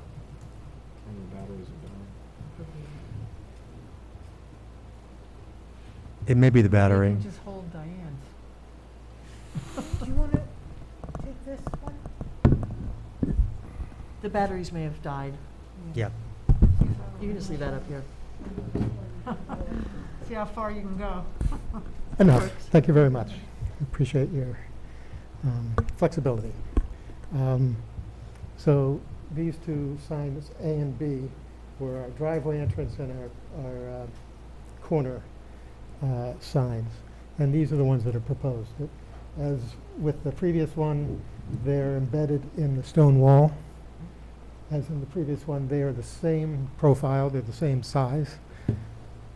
The what had been one large Japanese character, the macaque, will be substituted for Dasai blue, or I'm not sure, frankly, what the protocol is in Japanese, whether it's top down, but I presume it is.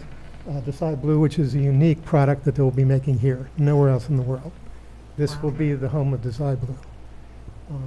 Wow. Woohoo! That's great. Exactly, that's their proposal. So both of these signs are virtually the same. The Dasai Blue Sake Brewery sits a little higher at the driveway entrance than it does at the corner, but otherwise it's very much the same. It's black painted metal, illuminated from the top with a plaster finish behind, which speaks to a good deal of the main building's facade, which is the painted CMU. It's sort of a rougher, and I think that was, they thought this referred probably a little too much to the rice polishing building, and this they wanted to be a little bit more like the main building. So that almost all the lettering is black painted, and the stainless will be the blue, just the blue. And it's small. It's in small letters, beside blue underneath. And if I saw correctly, when I was recused in the other room, all the letters appear to be code compliant. I didn't see any reason to do a variance on anything. The way they've got them measured, that's accurate. And for the board, this was not presented to us in the package that we received about the changes to the wastewater treatment facility exterior. As Mr. Zarin noted, this just happened yesterday. They just found these out. So he's bringing these, and I'm saying all this because I want to make sure Ms. Polidoro knows that since we have to refer this to county planning, and here are our sheets, everybody, we'd like to add these sheets to the package to be able to refer. These are for us, though? These are for us. Here, wait. So We would have to, I think this is sheet A060 in the approved site plan, the signage. So we would have to, we will immediately get you a new sheet to replace the existing one before you take a. Everybody hear that? So What? No. there's extras. There's extras. A and B. Oh, there's A and B. Yes, Oh, there's 9. my bad. Two, it's A and B. A and B. So I'm actually adding language right now to the resolution under item 2 that refers it to county planning once new sign elevations are received. So they'll be part of the packet. Thank you. Once sign elevations are received?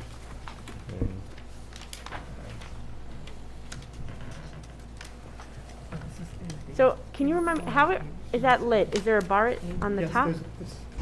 Same lighting. The same? It's lighted from the top as the previous ones were. Yeah. Same lighting, same dimensions, same stone base, everything will be the same.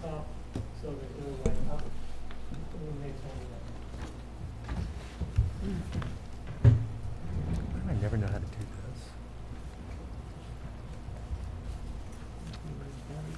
this. So if you recall, on the approved sign, the ideogram here is larger. You can see it on your sheets better, but you can see here and here. So they've broken down this, as Mark said, into 2. And if you look, yes, if you look at both of them, they're both smaller than what the code maximally allows.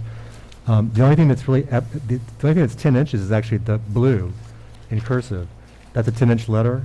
Those are 10 inches. You can barely see them here, but you see them more clearly here. And these are stainless steel, I believe, Mark said. So essentially, it stays more or less the same. Lighting is the same, et cetera. They've just changed some of the wording to get the brand for Dasai Blue, since Hyde Park will be the home of Dasai Blue, Wow. which I think is exciting. That is great. So thank you for adding that note to us. Any comments from the board? I'll start to my right. Diane? Chris? No comments. Ann? Glad you're back and working and building, and it's, every day I drive by it looks better and better. Great, yep. Ms. Wasser? Can't wait. Mr. Pickett? Ditto. Wait, say what you said before. You'll drink to that. I'll drink to that. Yeah. Sorry. Ms. Weiser? Yeah, and we are just, again, want to say, just so happy you're back. It's just reassuring to see our world moving forward again, and you guys are kind of a symbol of it right now in Hyde Park. It's just wonderful. All right, we will definitely great. convey that to SEIER and make sure they hear it firsthand. There was an article, I believe, the Westchester, some sort of business journal, that was forwarded to me today. It listed the total cost of the site as $28 million, of which Mr. Cruikshank told me that the wastewater treatment system is $7 million alone. So I'm happy that my colleagues and I can say this again. Thank you for investing in our community, because this is a sizable investment. Even I didn't know how much it was till I read it. The article also said that they anticipate being open this next summer. Wow. Scott, we're going to hold you to that.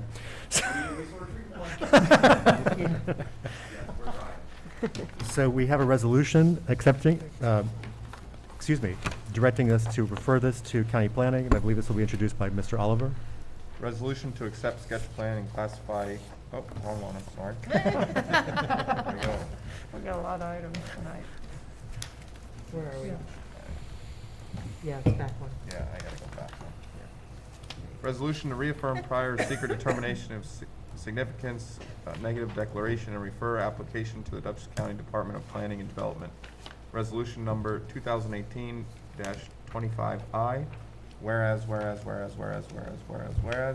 now therefore be it resolved that the planning board hereby, one, reaffirms its prior determination of significance, a negative declaration adopted on September 5th, 2018, and subsequently reaffirmed on October 16th, 2019, determining that the amended site plan will not result in any significant adverse environmental impacts. 2, directs its secretary to refer the amended site plan to the Dutchess County Department of Planning and Development pursuant to Section 239M of the General Municipal Law once the sign elevations are received. 3, waives the public hearing upon the recommendation of the zoning administrator. Is there a second? Seconded. All in favor, please say aye. Aye. The motion carries unanimously. Congratulations. We'll get Great. this started. And you're before the ZBA for the extension of the variances. Victor, I'm going to put you on the spot here. You may not know. Are they tolling to help the extension, or? They did toll, and even with the tolling, it expired. It expires anyway. At Okay. this point, it's Okay. expired. So it'll be a retroactive extension Oh. back to the date of expiration and give them whatever time they requested forward. Because we told, I believe, it was 244 days. This is what happened also to Dollar General, as we all Yeah. recall. And I'm guessing that if you told that much. I think it expired in June, if I was June. correct. Yeah. So if you take the 244, then it's still a timely request, is what you're saying? No. More or less. No. But it's close enough, so Okay. the board can grant it retroactively. Thank you. I'm glad to hear we're all cooperating to get this project going. So that's sort of what I was saying there. So, okay, then Okay. we'll see you. Actually, I'm not really sure we have to see them. Once they get their variance, we They could. have to come back to approve the amended site plan, so they September can. 1. After we sent it to county planning, so we need whatever time. Do you have a public hearing at the end of this month? No. So the public hearing will be at the end of September Public hearing, on the zoning variance. I thought it was being waived. The planning board is waiving the hearing, but the zoning board, Oh, the zoning board, I'm sorry. Even on an extension? yeah, I believe so. I'm just pointing out that I think that the applicants don't necessarily need to come back when we vote on the resolution for site plan, the revised site plan Right. amendment. Correct? Yeah, unless the board has questions, but there's no hearing, so it could be done without. That's what I mean. them I'm just present. saying, we don't necessarily have to have you come back up because there's no public hearing. For us. for us. So are you going to be able to pass the amendments September 1, subject to the ZBA? No, we refer it to county planning, and county planning has 30 County days. planning is your main threshold? Right, Okay, that's sure. all. And we don't have a meeting the second, the third September Wednesday of 15th. September, because of the holy holiday. So the first time we could take the action would be the October 6th meeting. And even that would be after the ZBA has had time to had a public hearing and take action that night. Okay, so we'll tentatively slate this in for October 6th.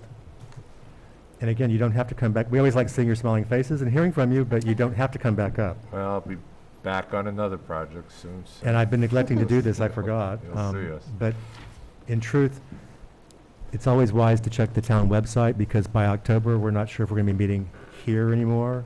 We may be back to virtual. We'll, of course, contact all the applicants, but Hopefully by that's way then. more for the audience. Maybe we'll be moving past a little bit. by That'd be really October. great. I mean, we're all optimistic, so, but I can tell you, after being up here only 2 hours, I think I'd like to go back to Zoom before wearing the mask in public like Same. this. Same. Yes. I mean, if I scratch my nose anymore, it's going to bleed, so, anyway, and so we'll stay in contact, how's that? Okay, thank you Thank you very both. much. Good Thank you. seeing everybody. Thank you. Thank you. We'll see you at the opening. Yeah. Yeah. The next item on the agenda is Riverview Resubdivision. This is if you recall, we originally approved the subdivision. This is Mr. Andros's lot. As it turns out, he's made a decision to alter one of the lot lines, and put simply, it's because there's a little island in the creek that's going to the river. The island would, and there's actually a little footbridge. The way it was originally designed, the footbridge, when it goes over to an island that would not be on that that owner's It would property. split property lines? Yeah. And so I was this trying to one, figure out, I could not figure out where it was changing. well, let me turn it over to Mr. Andros. Pete, What? welcome back. What would you like to add about this? I can't hear you, I'm sorry. Oh, I'm sorry. What would you like to add about what I said about your application? Nothing. Does anybody have any questions for Mr. Andros? No. Nope. Literally, there's an island there. This lot has a footbridge that would go over to the island, but the island was on another parcel. Yeah. So say if Mr. Andros wanted to sell that, and the person said, but wait, I want to use that island, not those owners, he would have no right to it. That's basically it. It's very simple. So, And I tried finding that in the documents, and I couldn't find it. I was like, why are you doing this? well, actually, we asked the Must have same missed thing. it. We asked the same thing at first, so, but he was very carefully explained it. So there being no other Ms. Polidoro, Ms. Moss, any comments? I mean, we have a resolution tonight Yep. to Yes. consider accepting for sketch, classifying it as a minor subdivision, calling it a type 2 action. Ready to go? Yep. Okay. Resolution to accept sketch plan and classify action on the Riverview Lot Line Alteration Resolution 2021-41. Whereas 7 times, now therefore be it resolved that the planning board hereby, 1, classifies the subdivision plot as a minor subdivision pursuant to section 96-12B, parenthesis 2, of the subdivision law. Number 2, accepts the sketch plan in accordance with section 96-12C of the subdivision law. 3, classifies the project as a type 2 action under SEIER. Thank you. Any further discussion? All in favor, please say aye. Aye. And now may I get a motion to set the public hearing for September 1, 2021? I'll make that motion. I'll second it. All in favor, please say aye. Aye. Motion carries unanimously. Pete, we'll see you on September 1st. Wait, I do have one question for Pete. Are you changing the density allocations at all between the lots? Like, if there's any remaining building potential left? The density we're talking about? Is that what we're So maybe we'll just have a quick discussion before the next meeting. I just want to make sure that what's on the map is right. yeah, that's fine. Yeah. Oh, you talked about it. Okay, Yep. fine. We had a pre-app meeting, the three of us, and talked about that, a few other things, and we couldn't find anything that would prevent this from moving forward.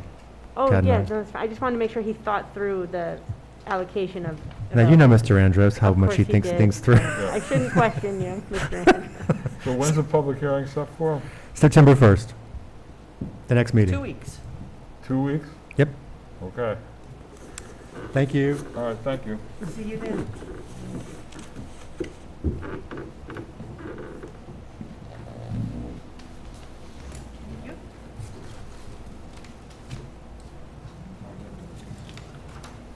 Next item on the agenda, the application made by Susan Lauer. This is for a site plan waiver. It's just replacing windows at 2 Kaywood Place.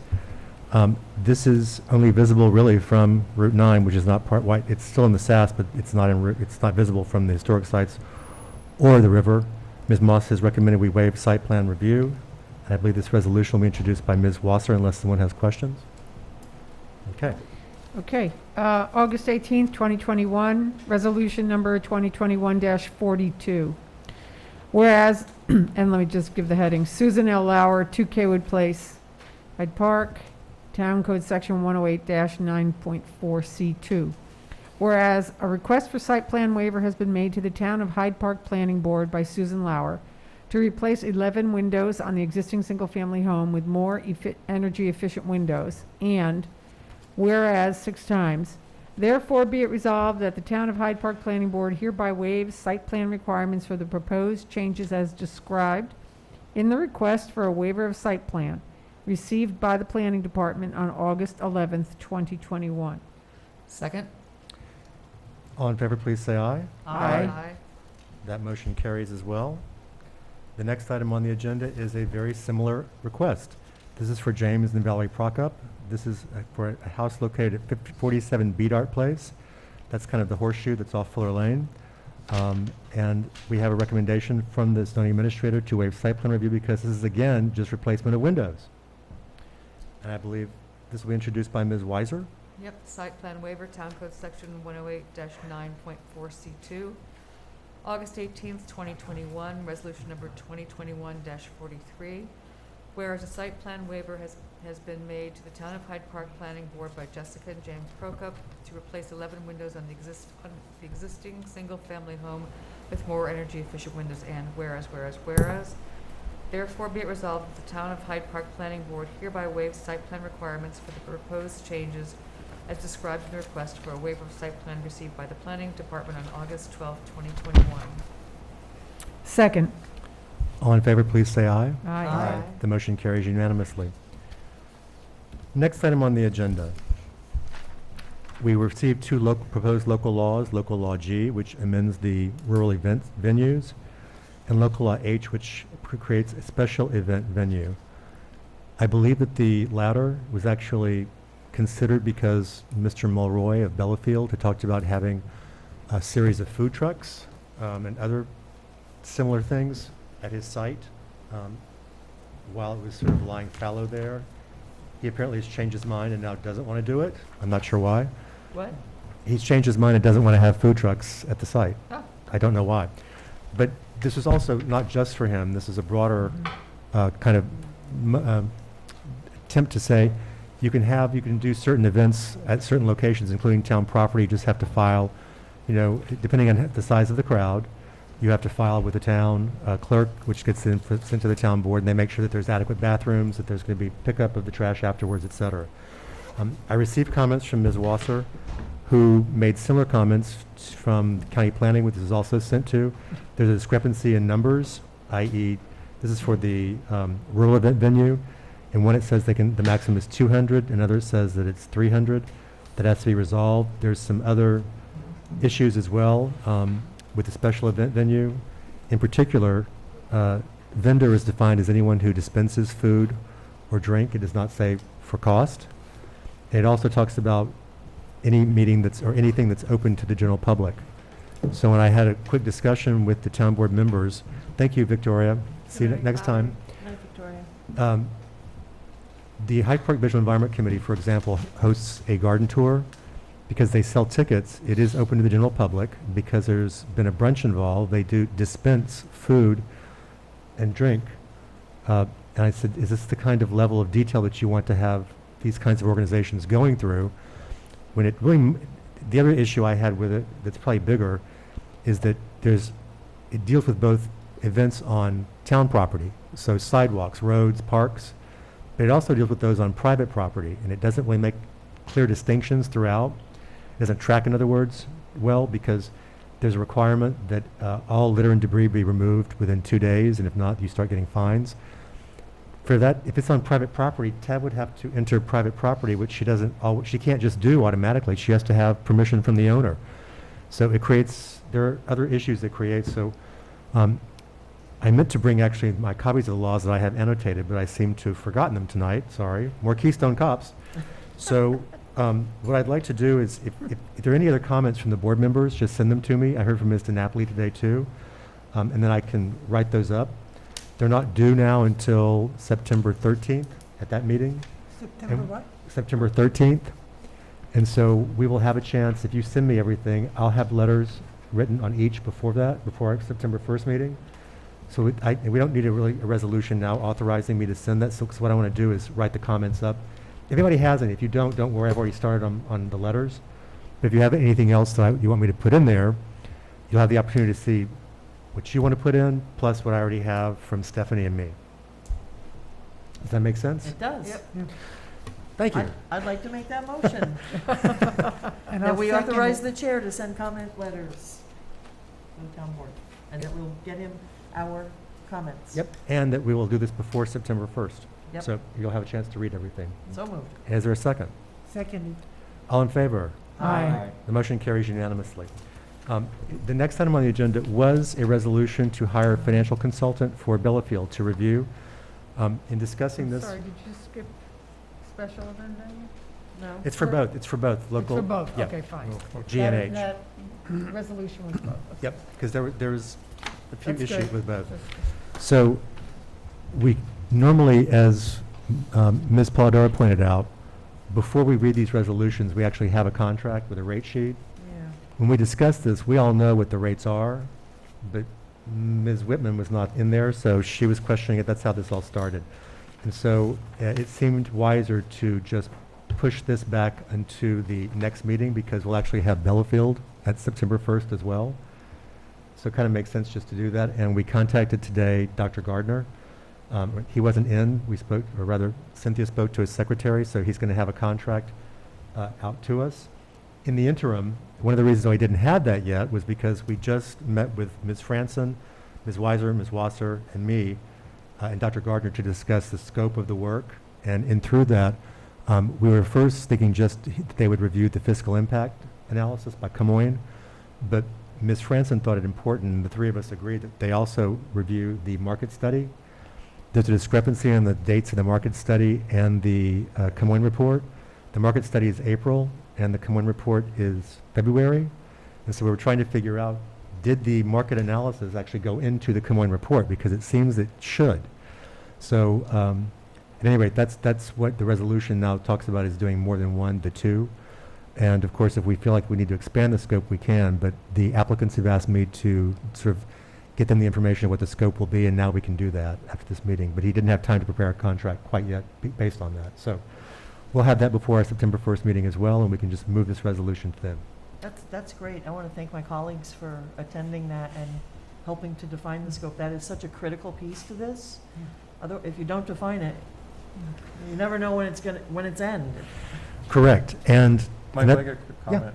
Is it possible if the rates and contract, like we can make a motion to go forward with this resolution pending the rates are what we talked about, and that way they can get started rather than waiting? Well, that's the thing, is we don't have a complete application yet, and Victoria said they really, I want them to work, and they've actually read it, but Victoria said they shouldn't start writing up anything until we have a complete application, and that all starts on September 1st, because they're going to get everything to us. Well, this is another one of the crazy back and forths all day, was discussing this, because I thought we could move forward, because Victoria said, well, you can go ahead and do the motion, but then she said, wait, you really shouldn't let them work yet. Yeah. And without the contract, she preferred it here. So, and this way also, if somehow the rates are different from what we heard, then we could say, no, we're not going to do this contract. We could go try somebody else.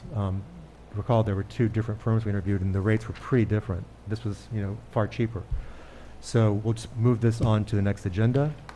And I also just want to quickly say, because I keep forgetting to write this email, what I need for my colleagues to do also is go through the Camoin report and the market analysis. Any comments you have, please send them, just write them up. It can just be in an email, but send them to Bonnie. I'm doing the same thing. Mine will be a little bit more formal as an attached document, Word document. Bonnie will then sort of synthesize all of our comments on both, plus hers, and then she'll send those to Dr. Gardner, as well as copy the applicants, so they'll know sort of where we're thinking, what questions we have, or things that need to be addressed differently or expanded, or whatever your comments are. Ann and I will remember, our planner back then was John Morabito. We did the same thing, if you remember.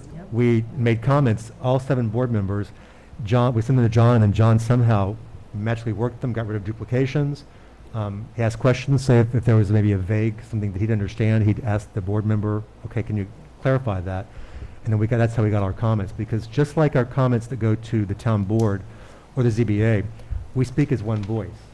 So, and instead of me doing this from the synthesize, I thought it was better for Bonnie, since she's a professional on this, and she'll also have probably some questions too. I'm guessing that there may be a lot of overlap, and I apologize for that, because I've worked with you guys long enough to know how smart you are. So, but that's just, it'll be Bonnie's task after that. So if you can get those to her sometime in the next 2 weeks, then that'll help her guide it toward Dr. Gardner.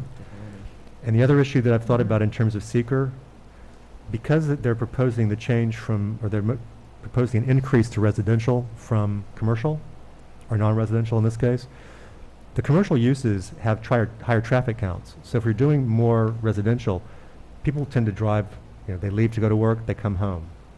That's really the pattern. When you're shopping, you go in and out to a shop. So the traffic in that sense would look better.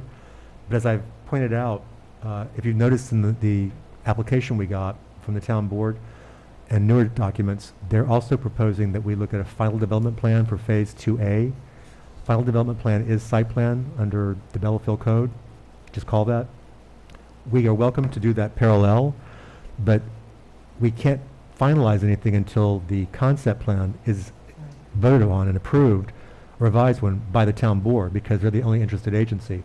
So in discussing this with Victoria, we need to circulate as a courtesy to DOT, to have them look at traffic impacts, to I think DEC, perhaps in Department, maybe DCWW, I haven't figured it all out, but we are already lead agency, and in this action of reviewing just the revised concept plan, the only involved agency is the town board, but we still want input from everybody else. So we'll have that resolution prepared. And then as far as it goes, as I said, the final concept plan, the approval for phase 2A, that has in it the amphitheater that I talk about, as well as the village green. There's also an event barn. They've never clarified exactly how the 3 will be used. I intend to ask those questions on September 1st at our meeting. And by the way, expect a marathon meeting, colleagues. Sorry, because this is our first time to really grapple with it. But even though traffic impact should go down based on the residential increase, I still don't know, is the amphitheater going to be open to bands plus? I book bands. Can I rent this space? And how often would it be utilized? The village green is described as a gathering place. Is that just for the people who live there? We see pictures in their materials of, happy people at festivals. But are those happy people just living there, or are they all of us who live here too, and people from Poughkeepsie and Wappingers or wherever who want to come?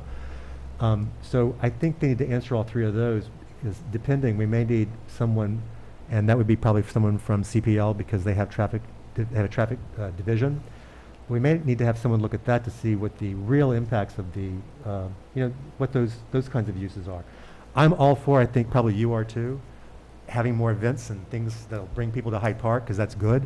But we also need to understand what the impacts are to our roadways and traffic and the quality of life based on that. So that's all.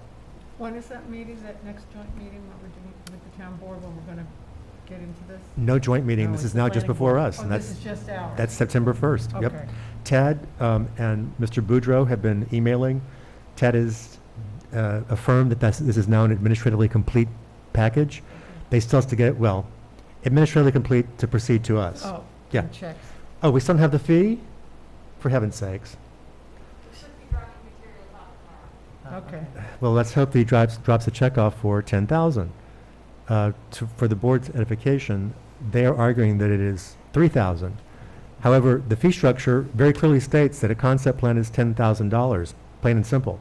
So I responded to the applicant saying, TAD does not have the ability to change the fees, nor do we. If you want the fee reduced, talk to the town board. A reminder, the fee is meant to cover all of our employee services, including lighting and the use of the building, things like that when we're meeting. This is a massive new project, and it's already taken TAD a lot of time. So I don't even think 10,000 is going to ultimately cover the cost for all the town employees will be using on this. So I'm holding firm that that's what the cost would be, and I believe Mr. Mulroy talked to Supervisor Rohr, and Supervisor Rohr said, look, she said the same thing. These are covering town costs, because taxpayers aren't supposed to pay for things that benefit, developers, project sponsors.